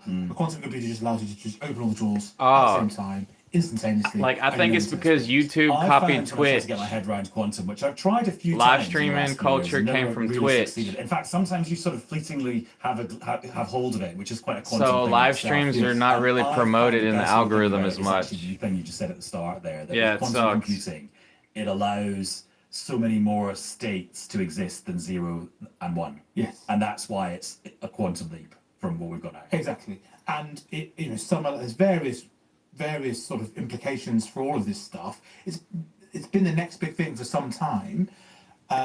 Some would argue that really it's only with quantum computers, functional quantum It took me computers, like and 2 we're far years there to yet, find live that streams. you get true artificial intelligence. It all gets a little bit philosophical and metaphysical, to be honest, and we'll probably come on to that in a minute.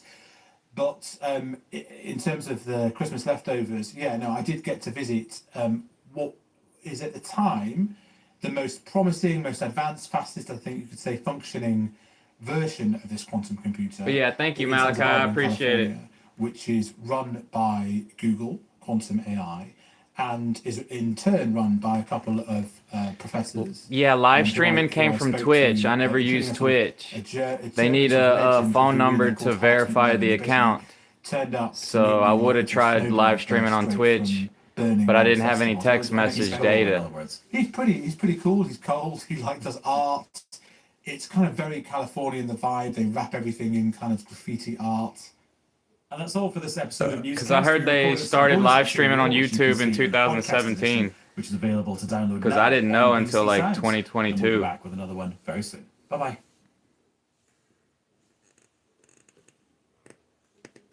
So I've been grinding and it's really slow. And do you owe running after the vehicle? The vehicle made no effort to go after any agent. Yeah, we see it seemed- reverse there and switch Right, it directions. seemed like Yeah. they were complying with what the ICE agent said, which was basically, get out of here, you're blocking us. And they were getting out of there. And look, I think this is tied in some degree to what we've seen happen with the boat strikes down in Venezuela. Then on the We've seen YouTube attitude of the shorts, they Trump copied administration. TikTok. That law enforcement, whether it's ICE or on a military side, is getting carte blanche from this administration, basically saying, do what you want to do, there will be no accountability. And we've So I really should try uploading force regular whenever it is videos a lot excessive, more. It just takes me a long time because I have escalatory, slow and internet. deadly to innocent people. And this is the message that Secretary Hegseth is sending, Secretary Noem is sending, the President is sending. If you are part of what they deem law enforcement, and it's ICE, it's DEA. Yeah, it's that's what they wide thought it was going to be at organizations, first. they're giving them just total freedom to use force. And you see this culture spreading amongst the people in ICE and elsewhere, and it is deadly for innocent civilians. There's supposed to be accountability. It is an awesome responsibility to be able to enforce the law and to have the right to use deadly force when necessary. And the Trump administration is saying, go, knock yourself out, do it, no accountability. And this is the result of that. Innocent people being killed by government agents. Congressman Smith, thank you very much. Thanks, Aaron. And next, Renee Nicole Good's mother speaking out about her daughter who was killed by the ICE agent. CIDP is no walk in the park. That's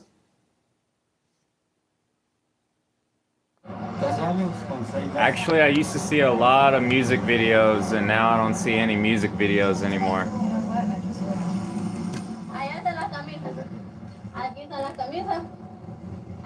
But I heard YouTube changed after 2017 because of PewDiePie saying the N-word. Her brother's face as he leaves his prison uniform behind, a free man, once again.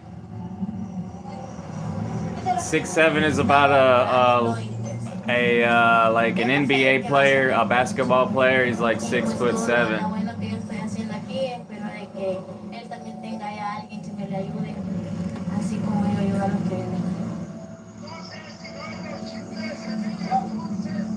For now, there are no plans to lift the state of emergency in El Salvador.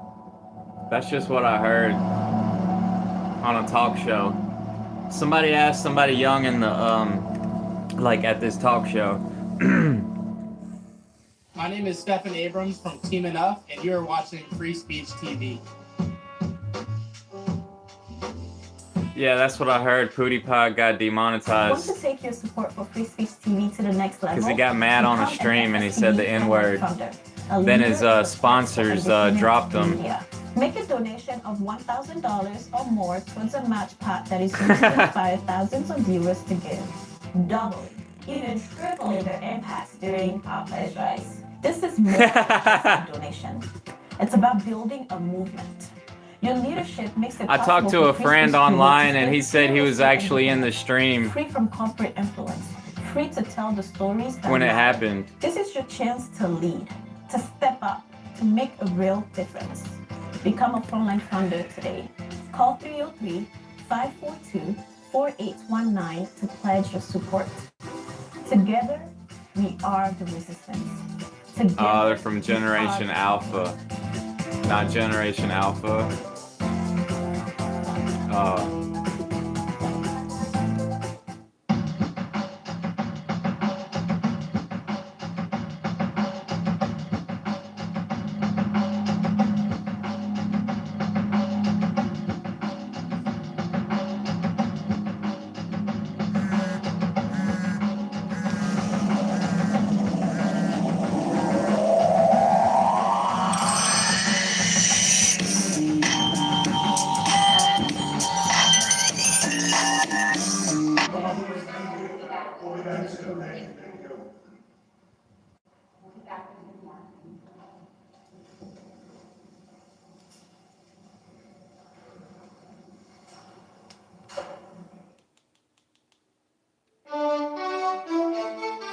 C-SPAN's Washington Journal, our live forum inviting you to discuss.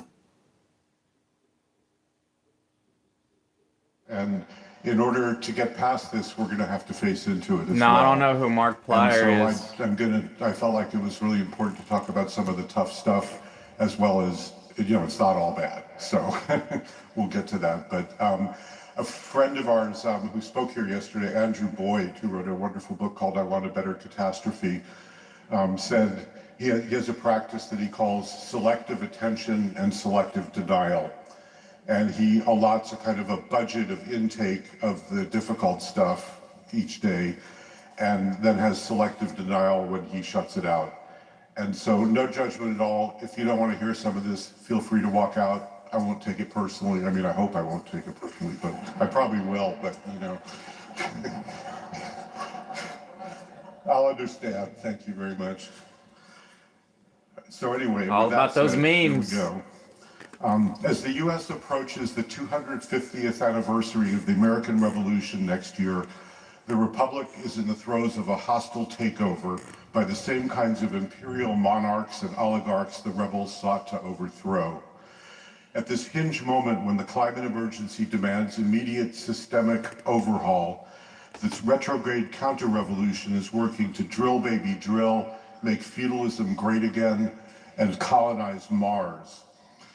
As the late Mike Davis put it, in a world where 1,000 gilded oligarchs, billionaire sheiks, and silicon deities rule the human future, we should not be surprised to discover that greed breeds reptilian minds.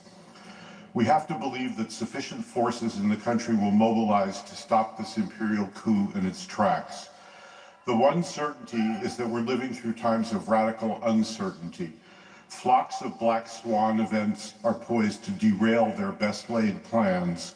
Their policies are so wildly unpopular and warped that a raging popular backlash is inevitable as the harms hit home. No matter the odds, we've got to keep unwaveringly advancing the life-affirming work of restoring nature and people. The policy is not complicated. Taking care of nature means taking care of people, and taking care of people means taking care of nature. Meanwhile, nature has stopped knocking and is simply blowing the doors off. As civilization is brought to its knees, slouching towards sustainability is not an option. Our salvation depends on regenerating the vitality of our ecosystems while leaning into community, connection, and belonging. Holding close the love, justice, diversity, The coral and equity reefs and the that leads oceans true are bleaching democracy. because the pH levels are rising because of too much acidity from burning oil. Authoritarianism at its core is about Coal. restricting or eliminating the rights of the many and giving vast new liberties to the very few. It rearranges government so the rich can become even richer. The corruption and entitlement will be so extreme that the eyes But of motors many can will use be hydrogen. Like And then, JCB is a one tractor day, company. there They will be a started reckoning. using hydrogen. It will It's come after the pressurized gas, revelations and realizations so they can of make the money off terrible of it. damage But it's done just by when you this put autocratic electricity and government. water. To the social safety net, to data privacy, to our well-being, to the very concept of human dignity in The labor same motors and as life. the ones that uses a diesel engine. It's just they're using We can work hydrogen. to realize democracy's potential as the expression of social justice, inclusivity, equity, and solidarity and love.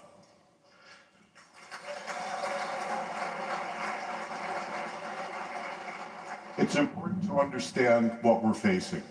It's the predictable climax of a 50-year power grab launched by big business in the 1970s to recapture the government. The mission has been to demolish the reforms that improve the lives of the many with the New Deal and the Great Society and War on Poverty programs of the All right, later, 1960s. Malachi. The oligarchs have used the fog of culture war to cancel the social revolutions of racial justice, feminism, gay rights, and the environmental movement. Project 2025 is the apex of these savage policies, whose shadow architect Russell Vought now heads the crucial Office of Management and Budget. The agenda is pretty much the same old song: massive tax cuts for the rich, promiscuous deregulation, insatiable privatization, and the clear-cutting of social programs and services. As the zealous ideologue himself boasted, I would rather burn this money in a parking lot than have it go for the types of things it's going for. So in other words, what we're dealing with is asymmetric warfare by nihilists who'd rather burn it down than lose. Damn. In other words, so here the plot thickens. In his book, Crack Up Capitalism, historian Quinn Slobodian chronicles the rise of a mutation of world historic importance: capitalism without democracy. As the arch-libertarian tech billionaire, now political kingmaker Peter Thiel summed it up in 2009, I no longer believe that freedom and democracy are compatible. Sometimes called zonal capitalism, Thiel's brand of anarcho-capitalism pierces holes in nation states to liberate and shelter mobile global capital from any societal constraints or obligations. There are now between 5,400 and 7,000 of these special zones worldwide. They're essentially glorified company towns operated under corporate law, untethered from state regulation. They now comprise an interlinked web of global command and control financial centers, from Hong Kong, Singapore, and Shenzhen to London, Dubai, and South Africa. Historian Niels Gilsman calls it plutocratic secession.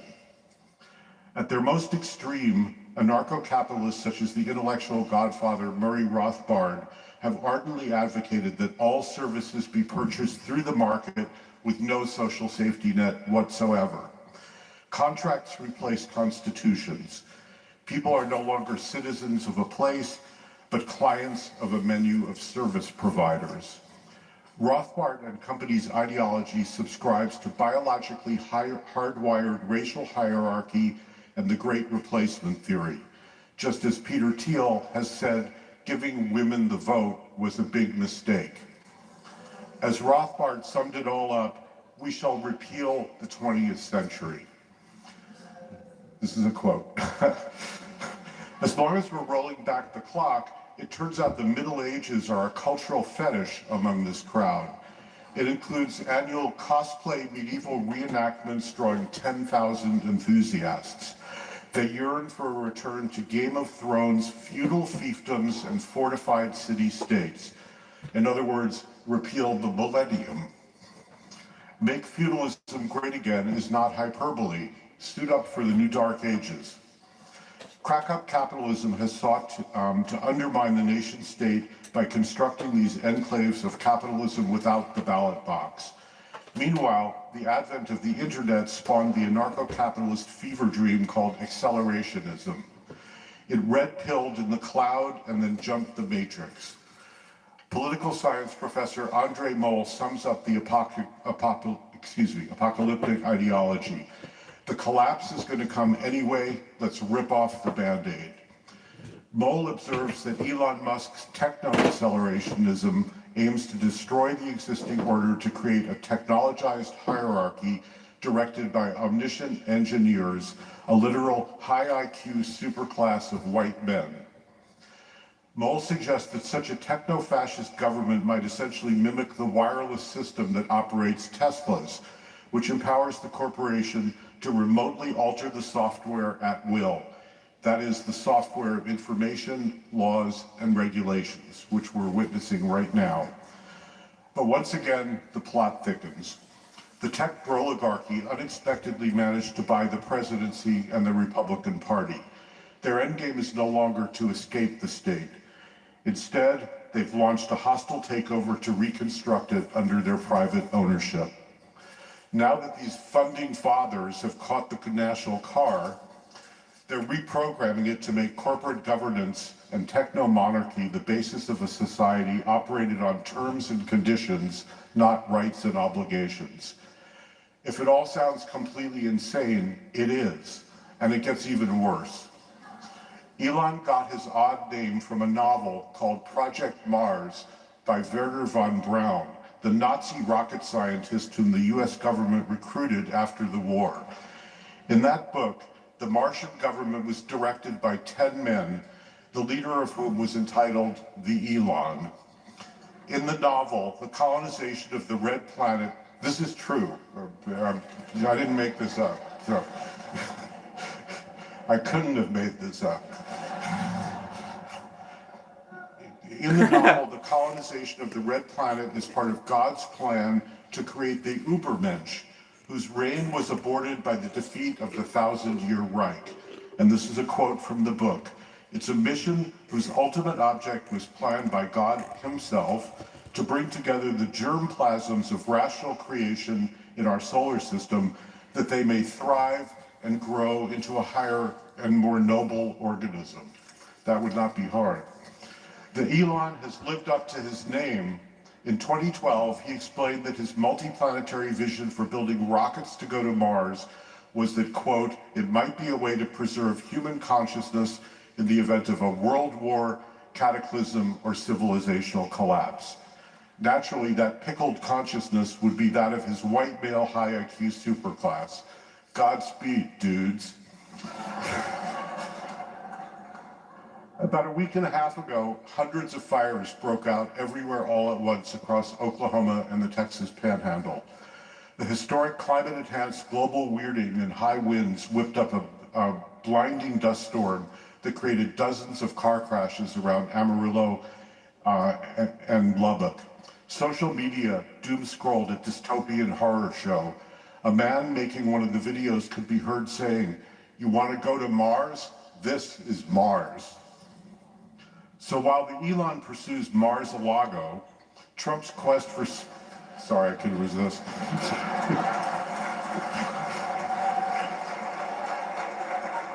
Damn. Mars-a-Lago. Trump's quest for so-called energy dominance is deploying tariffs as an extortion racket to prop up the declining fossil fuel regime by compelling other countries to buy U.S. natural gas. In fact, natural gas contributed little to the grid, to new grid capacity in 2024, while renewables have continued to spike to record levels. Solar and wind are far cheaper, safer, and much faster to bring online.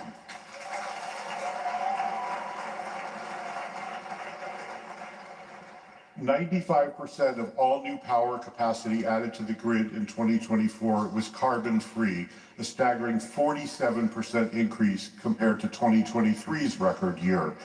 Developers in the U.S. built over 100 very large-scale projects in 24 states. About 80% of the gushing investments are in red districts. The most important driver of U.S. growth in clean energy has been the Inflation Reduction Act. Gutting the IRA is going to be the skunk at the garden party in red America. Meanwhile, China has seized the future of energy dominance with renewables and green tech, which already comprise a whopping 10% of its exports. China dominates the supply chain and the trifecta of lithium-ion batteries, solar panels, and EVs. EVs constituted 40% of EV sales in China last year. In response to tariffs, in 2024, Chinese exports fast-forwarded the distribution of renewables and clean tech to the global south to record levels. So it's moving elsewhere. Although the urgent transition to renewables is crucial, it's already too late to just reduce emissions. In order to retrieve a habitable planet, the imperative is carbon drawdown. Machines are a fool's errand because it's not rocket science, it's biology, which is far more complex.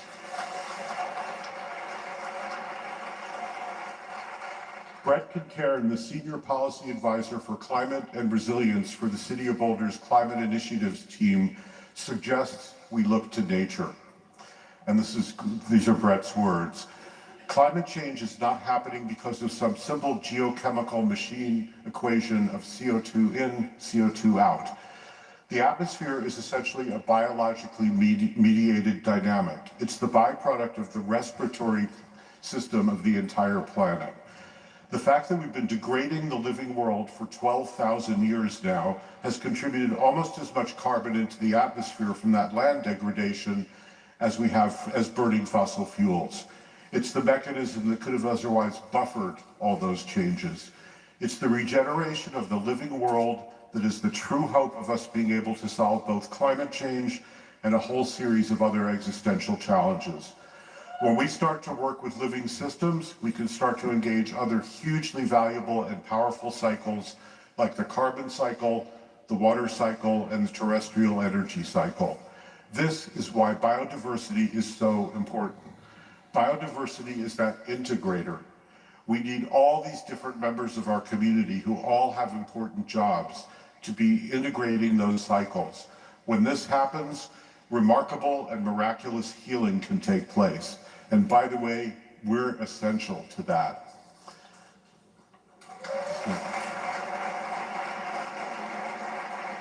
As Concairn points out, we've regenerated landscapes at scale before. During the ecological catastrophe of the Dust Bowl, we decided as a society to mobilize millions of people and apply significant resources to regenerating the natural world, including planting literally billions of trees. Concairn has now formed a special nature-based solutions unit in Boulder's Climate Action Program, and he's working with expanding national networks. We need tens of thousands of Brett Concairns applying nature's operating instructions locally everywhere and sharing the data and the practices. The ground truth is that the solutions residing in nature surpass our conception of what's even possible.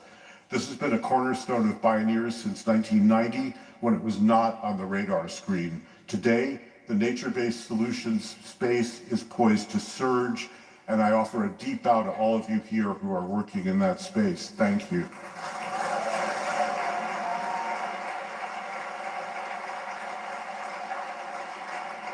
In practical terms today, it's the last stand for many landscapes. Now is the time to stand for what Janine Benyus lovingly calls the real world. We've got to prioritize the conservation and regeneration of the ecosystems on which all life depends, and we've got to advance nature-based solutions. Along with cutting-edge contemporary sciences, invaluable indigenous and traditional ecological knowledge, are at our fingertips. And thank you for that. Oops. Just give me 1 second. These are the true biotechnologies. Inspired by the late biologist E.O. Wilson's 2016 book, Half Earth, a growing global consortium is working hard to conserve half of the natural world by 2050. The 30 by 30 initiative has set a near-term target of 2030 to protect 30% of Earth's remaining intact ecosystems and bioregions, both terrestrial and marine. Meanwhile, the Rights of Nature movement has become the fastest growing environmental movement in history, with First Peoples at the forefront. It flips the legal paradigm from nature as property to nature as rights-bearing. After all, we don't own nature, nature owns us. An object lesson comes to us from Australia. Years of increasingly apocalyptic fires finally forced the public to accept the reality of climate change. Voters decisively retired a slate of formerly secure, climate-denying conservative politicians and replaced them with pro-climate independents. The country, while it still has plenty of issues, is developing a civic model of ecologically informed governance, disaster preparedness, and effective cooperation between responsible government and a highly engaged citizenry. They say the darkest hour comes right before the dawn. As climate breakdown bears down and democracy hangs in the balance, this existential reckoning is forcing people to look for real solutions and a renewed vision. Speaking at Bioneers some years ago, Angela Glover-Blackwell of PolicyLink suggested that America's founding promise of equal rights for everyone was always aspirational, and now is the time to fulfill it. Here's what she said. Our beautiful and exciting multiracial coalition is the natural heir of the framers of the nation when they sat down to form a more perfect union.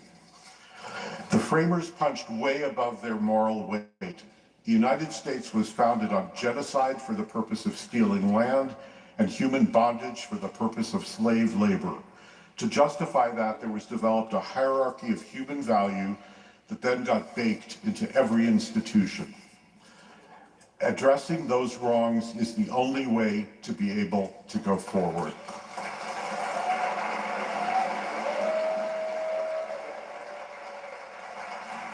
In truth, Angela said, the vast majority of Americans strongly support the same goals. Policies and programs that invest in people, communities, and the public good.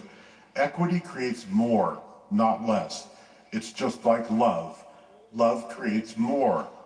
The more you love, the more you have. The more you give, the more you get. The economy does better, the democracy works better, our neighborhoods are better, we're safer in the places that we live. That, she says, is the definition of equity, just and fair inclusion into a society in which all can participate, thrive, and reach their full potential. We understand that our difference is our strength. So here, for this 250th anniversary of the American Revolution, it's time for a declaration of interdependence. It's time to make America grateful again. There you go.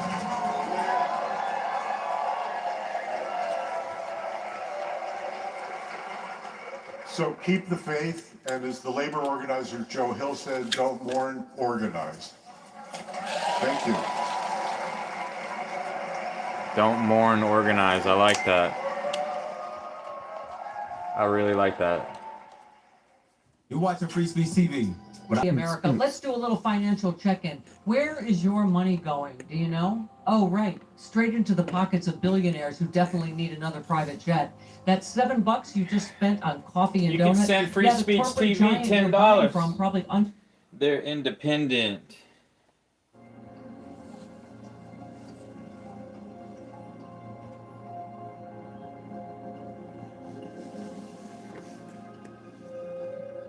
Remember PlayStation? Stream from his Switch, from his Nintendo Switch. I didn't know you could use the Switch to watch the internet like that. That's awesome. I saw one for sale at GameStop for $250. That would be so cool to get one, huh? I think I'd rather get one of those than the Portal.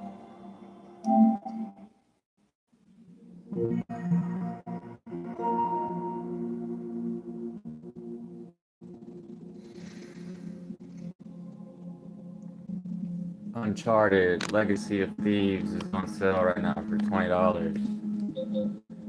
You want to see what's on my wish list? I'll name them out for you.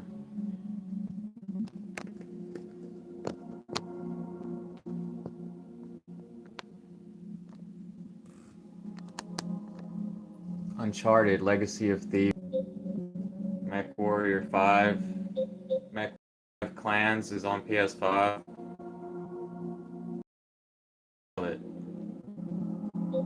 Turbo Boost Race, Dakar 18, Revhead, PS5, Off-Road Rally Racing, Truck Simulator 25, Truck Simulator US Driver, Heavy Cargo Truck Simulator, Flat Out 4, Carmageddon Rogue Shift, Painkiller, Lords of the Fallen,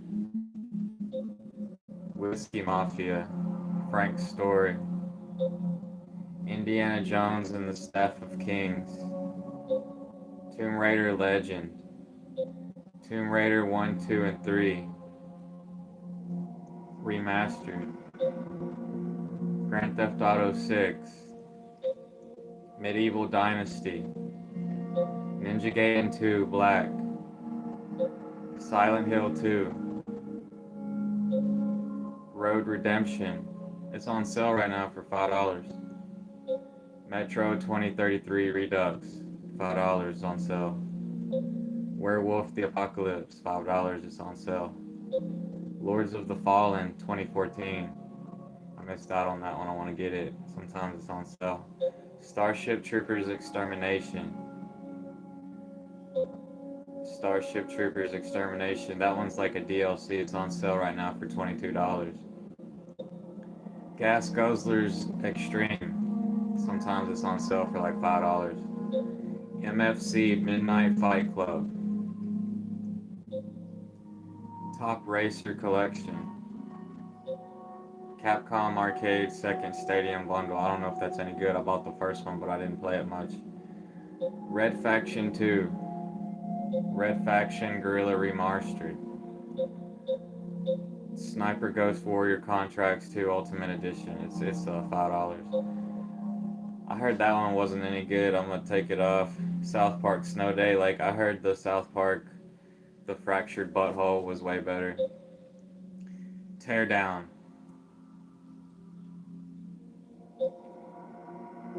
Star Trucker. Terminator Survivors. It's not out yet. Payday 3. That one's $13.50 right now. And like reading about it, like the negativity that like people say Payday 2 was way better, just go ahead and buy it. You know, like don't read don't read too much into the negativity these days. Park Raiders, I kind of changed my mind on that the way I seen the gameplay. Sun and Bone, it's $7.50 right now. That's like a hell of a game that I should have done bought already. Fossil Fuel 2. They're like dinosaur games. They're like Turok. Because I've been like wanting a new Turok. They haven't released a new Turok. I have that game, Terminator Resistance, Dangerous Driving, Recreation. It's $27 right now. It's like Trackmania, but it's different. I think it'd be good. Sengoku Dynasty. It's It's $18 right now. Heretic plus Hexen, that's the old game, it's $10. Mind's Eye, I bought that one for $10, but like it's trash, it won't even install. It installs really slow, which is very abnormal. Off-Road Truck Simulator, it's $14. It's got all those like 6x6, those 8x8 trucks. It looks awesome, and it's like straight to it, you know. It's not like SnowRunner where like they expect you to grind for 4,000 hours just to unlock the trucks. Project Motor Racing.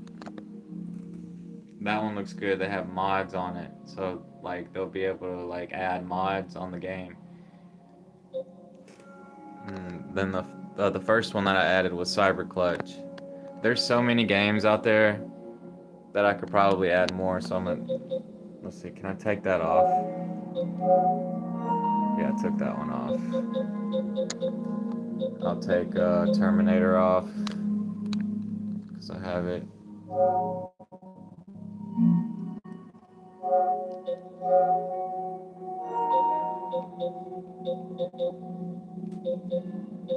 South Park, take that one off, I guess. And I never played a South Park game. It's just kind of silly these days.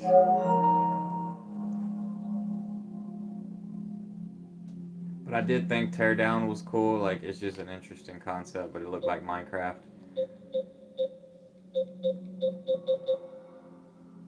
Lords of the Fallen looks like a beast game. Like, it looks like that God of War, Dante's Inferno type gameplay.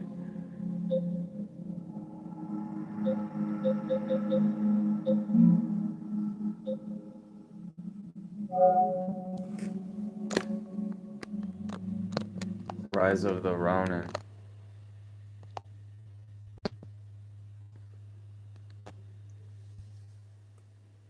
He's wearing a black kimono. I haven't seen that one yet.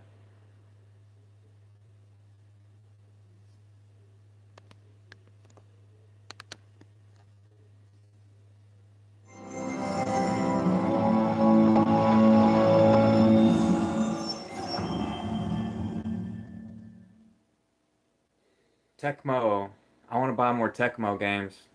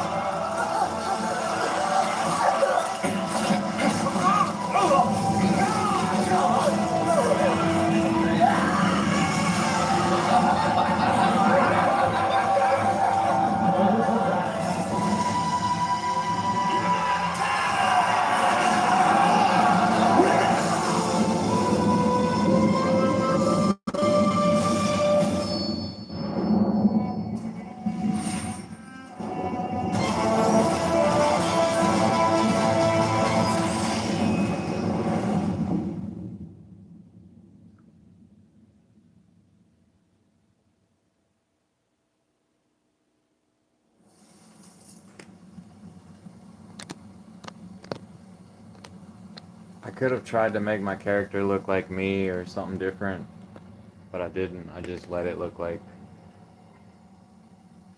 what it came with. But I did play a Tecmo game when I was a teenager. It was called Kojira. I must have played it when I was 14.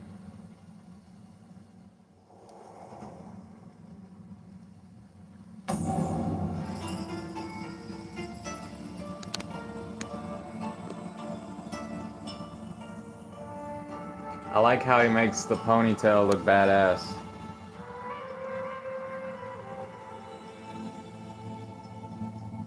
Oh, that's what I was wearing too. I just realized that like what I have the character wearing, it shows that on the main screen, those red samurai gauntlets, Ronin gauntlets, samurai armor,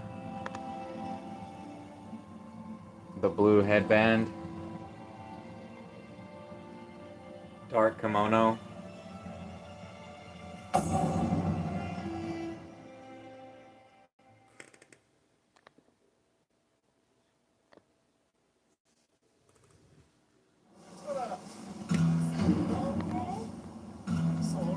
Yokohama in 1858.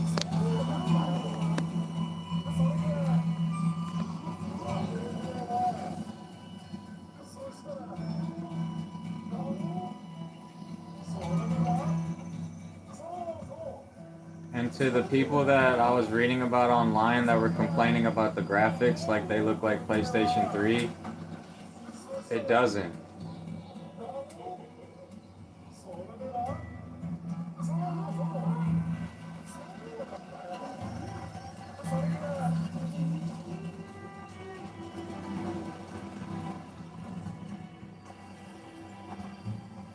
You just have to have an HDR capable TV. It's got to be like a 4K capable TV. Like the PlayStation 5, if you change the resolution, you can change it from a high frame rate to high resolution rate, and it has to be at least like what it'll like output is 2000 something resolution. So it's like 2K, like 2000 something.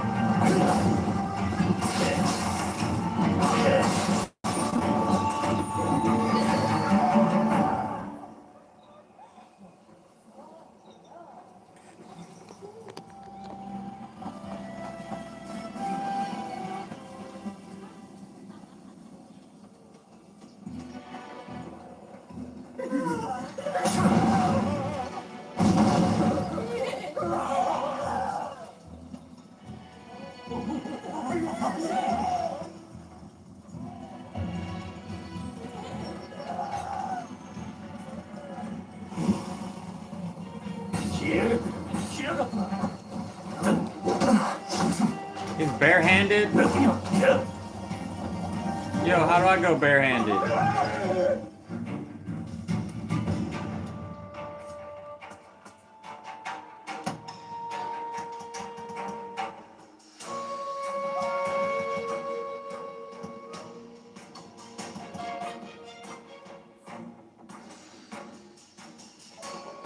I ain't even figured out how to go barehanded yet.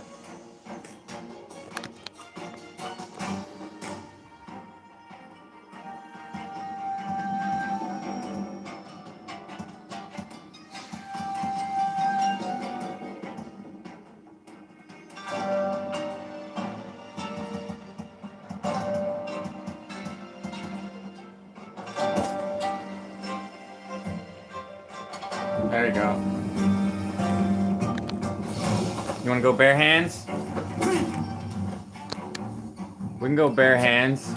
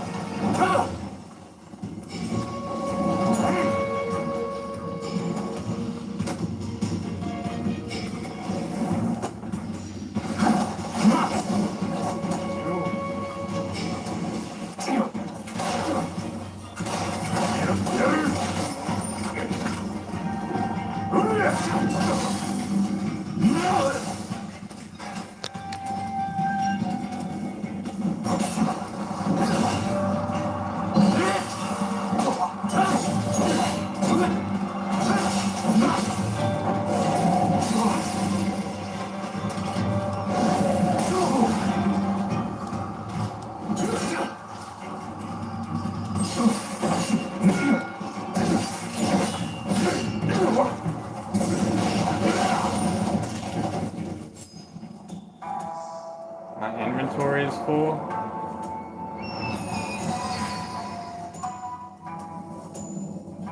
I still haven't learned how to disassemble weapons yet.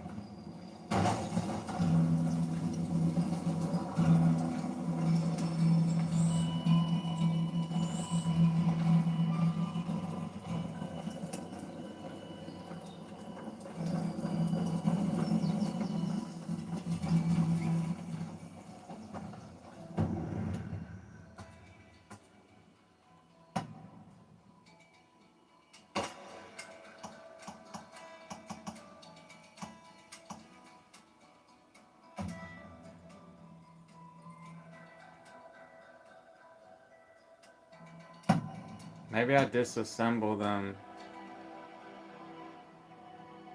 at the longhouse. I can drop one of them.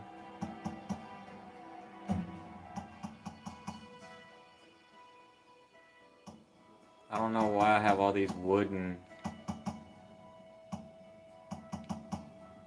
katanas.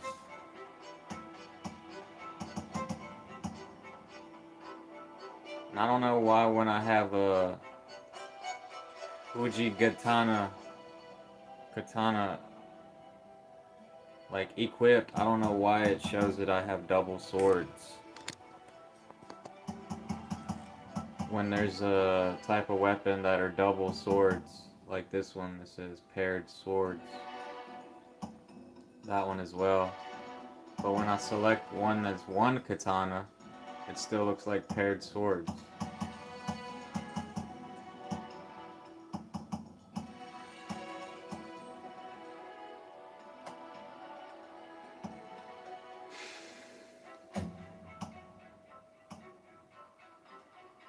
But I do like the fact that when you do collect too many items in this game,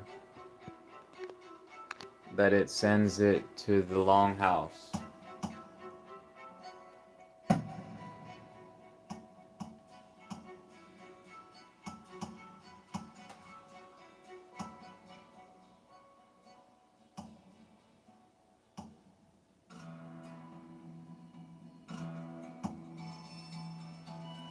Hey, that's the one from like the intro.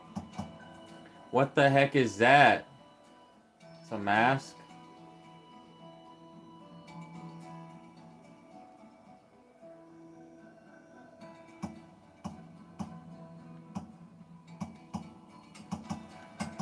Old bamboo casa. I would love to have one of those.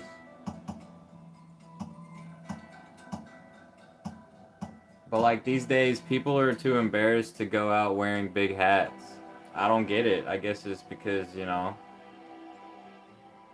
it's like a conversation starter. It's an icebreaker, so they don't want to...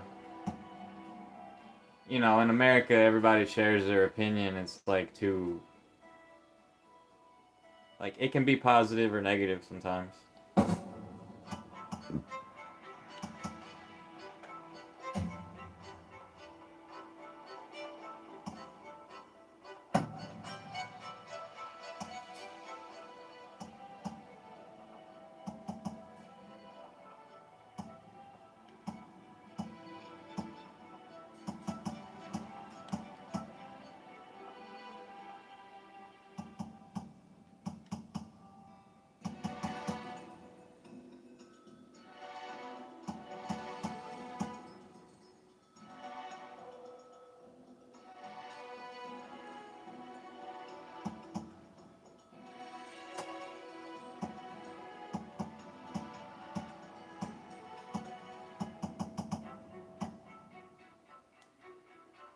That great sword is pretty badass, but it's not curved enough. It has to be curved.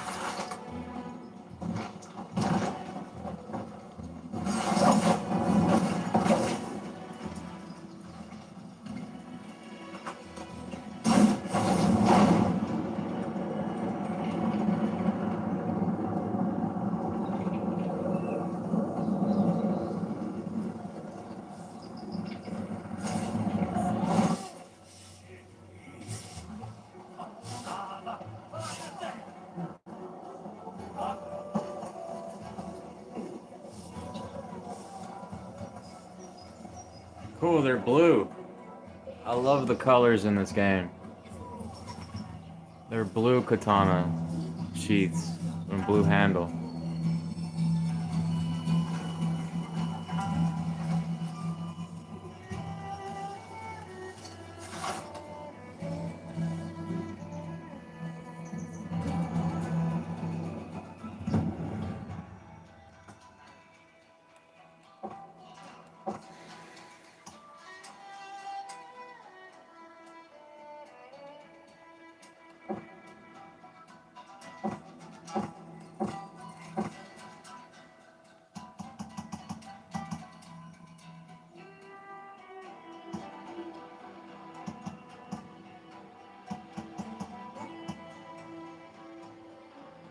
There's 4 missions at the photographic studio from the geisha woman in the game. There's like a whole geisha building, which is really awesome. But I haven't did the 4 of those missions. They are available, but I'd have to go back there.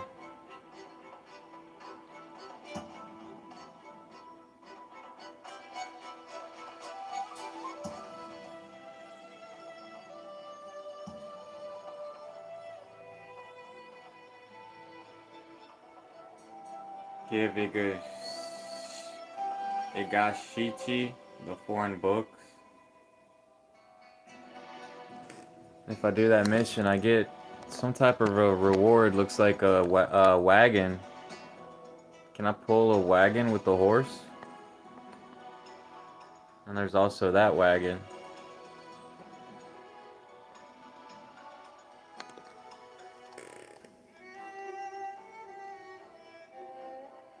Igasichi.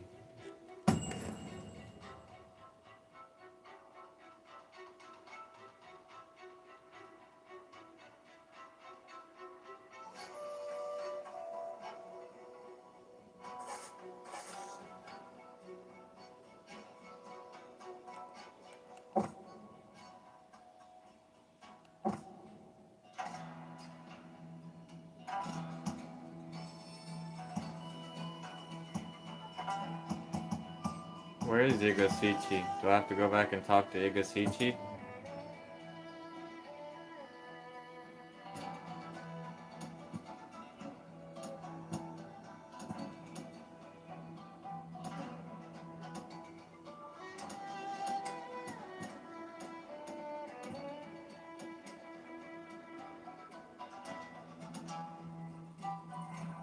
I think I'm level 10 already. Ah, there's Igasichi. But I don't know how to get the foreign books he was talking about. Let me run over there and see.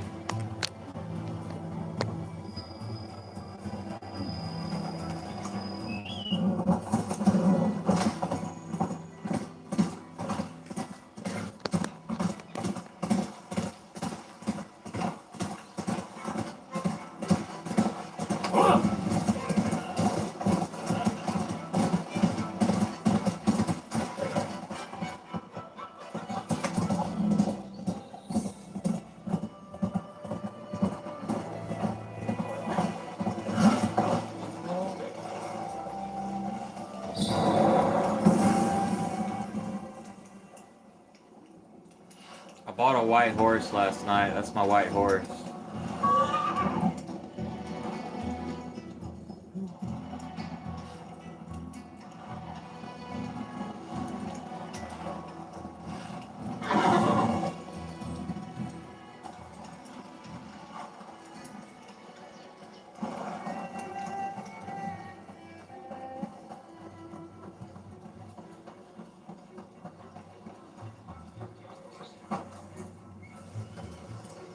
How do I talk to Igasichi?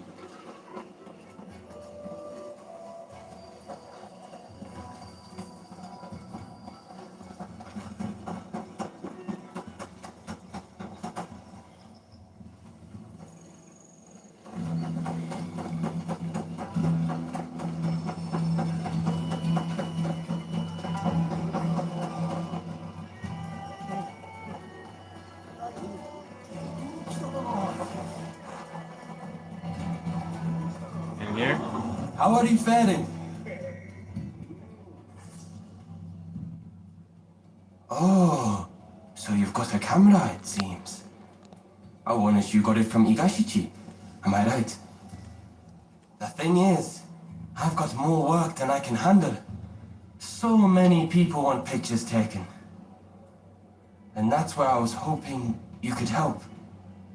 Would you mind taking some photographs for me? You will be rewarded. Don't worry about that. Taking photographs. Receive rewards from the photographic studio by taking photographs of the picturesque scenes. You can check locations from the menu options. Look at the map. Sacred Mount Fuji. Did you manage to take the pictures I asked you to? I think he's getting too. I'm getting too. He's getting ahead of me. What I need to do or something. Scenes of interest. Initiating a scene of interest challenge.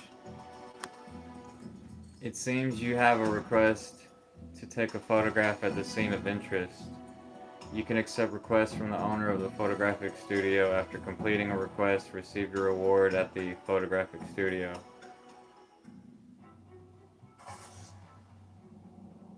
Okay.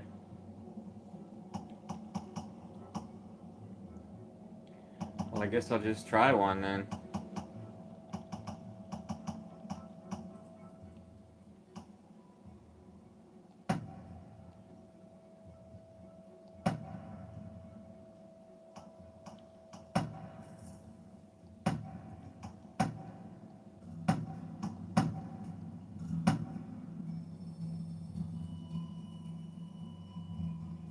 I just selected all of them.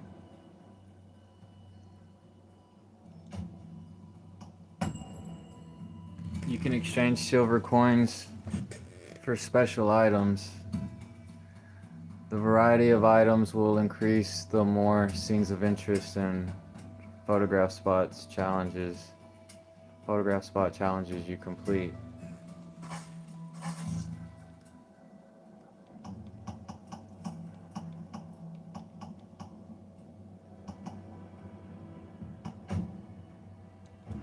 I look forward to seeing how you fare.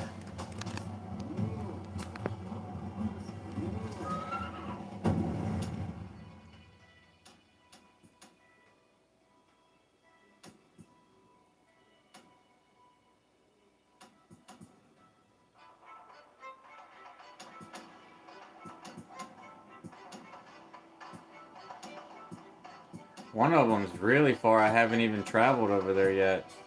2 of them. The map is massive.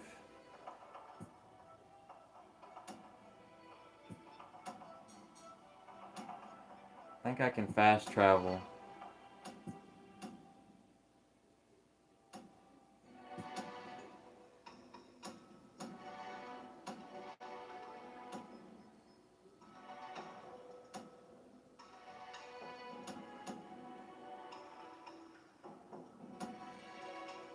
Yeah, I can fast travel to that spot.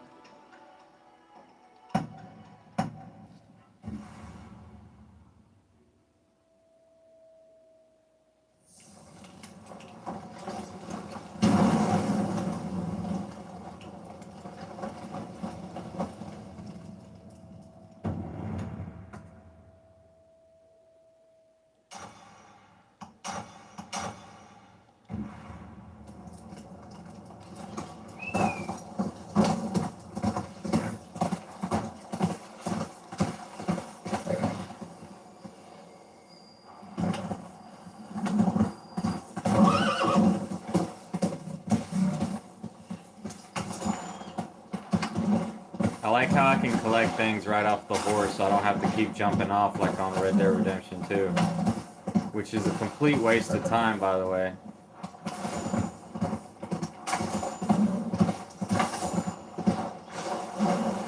Rockstar games have become a complete waste of time.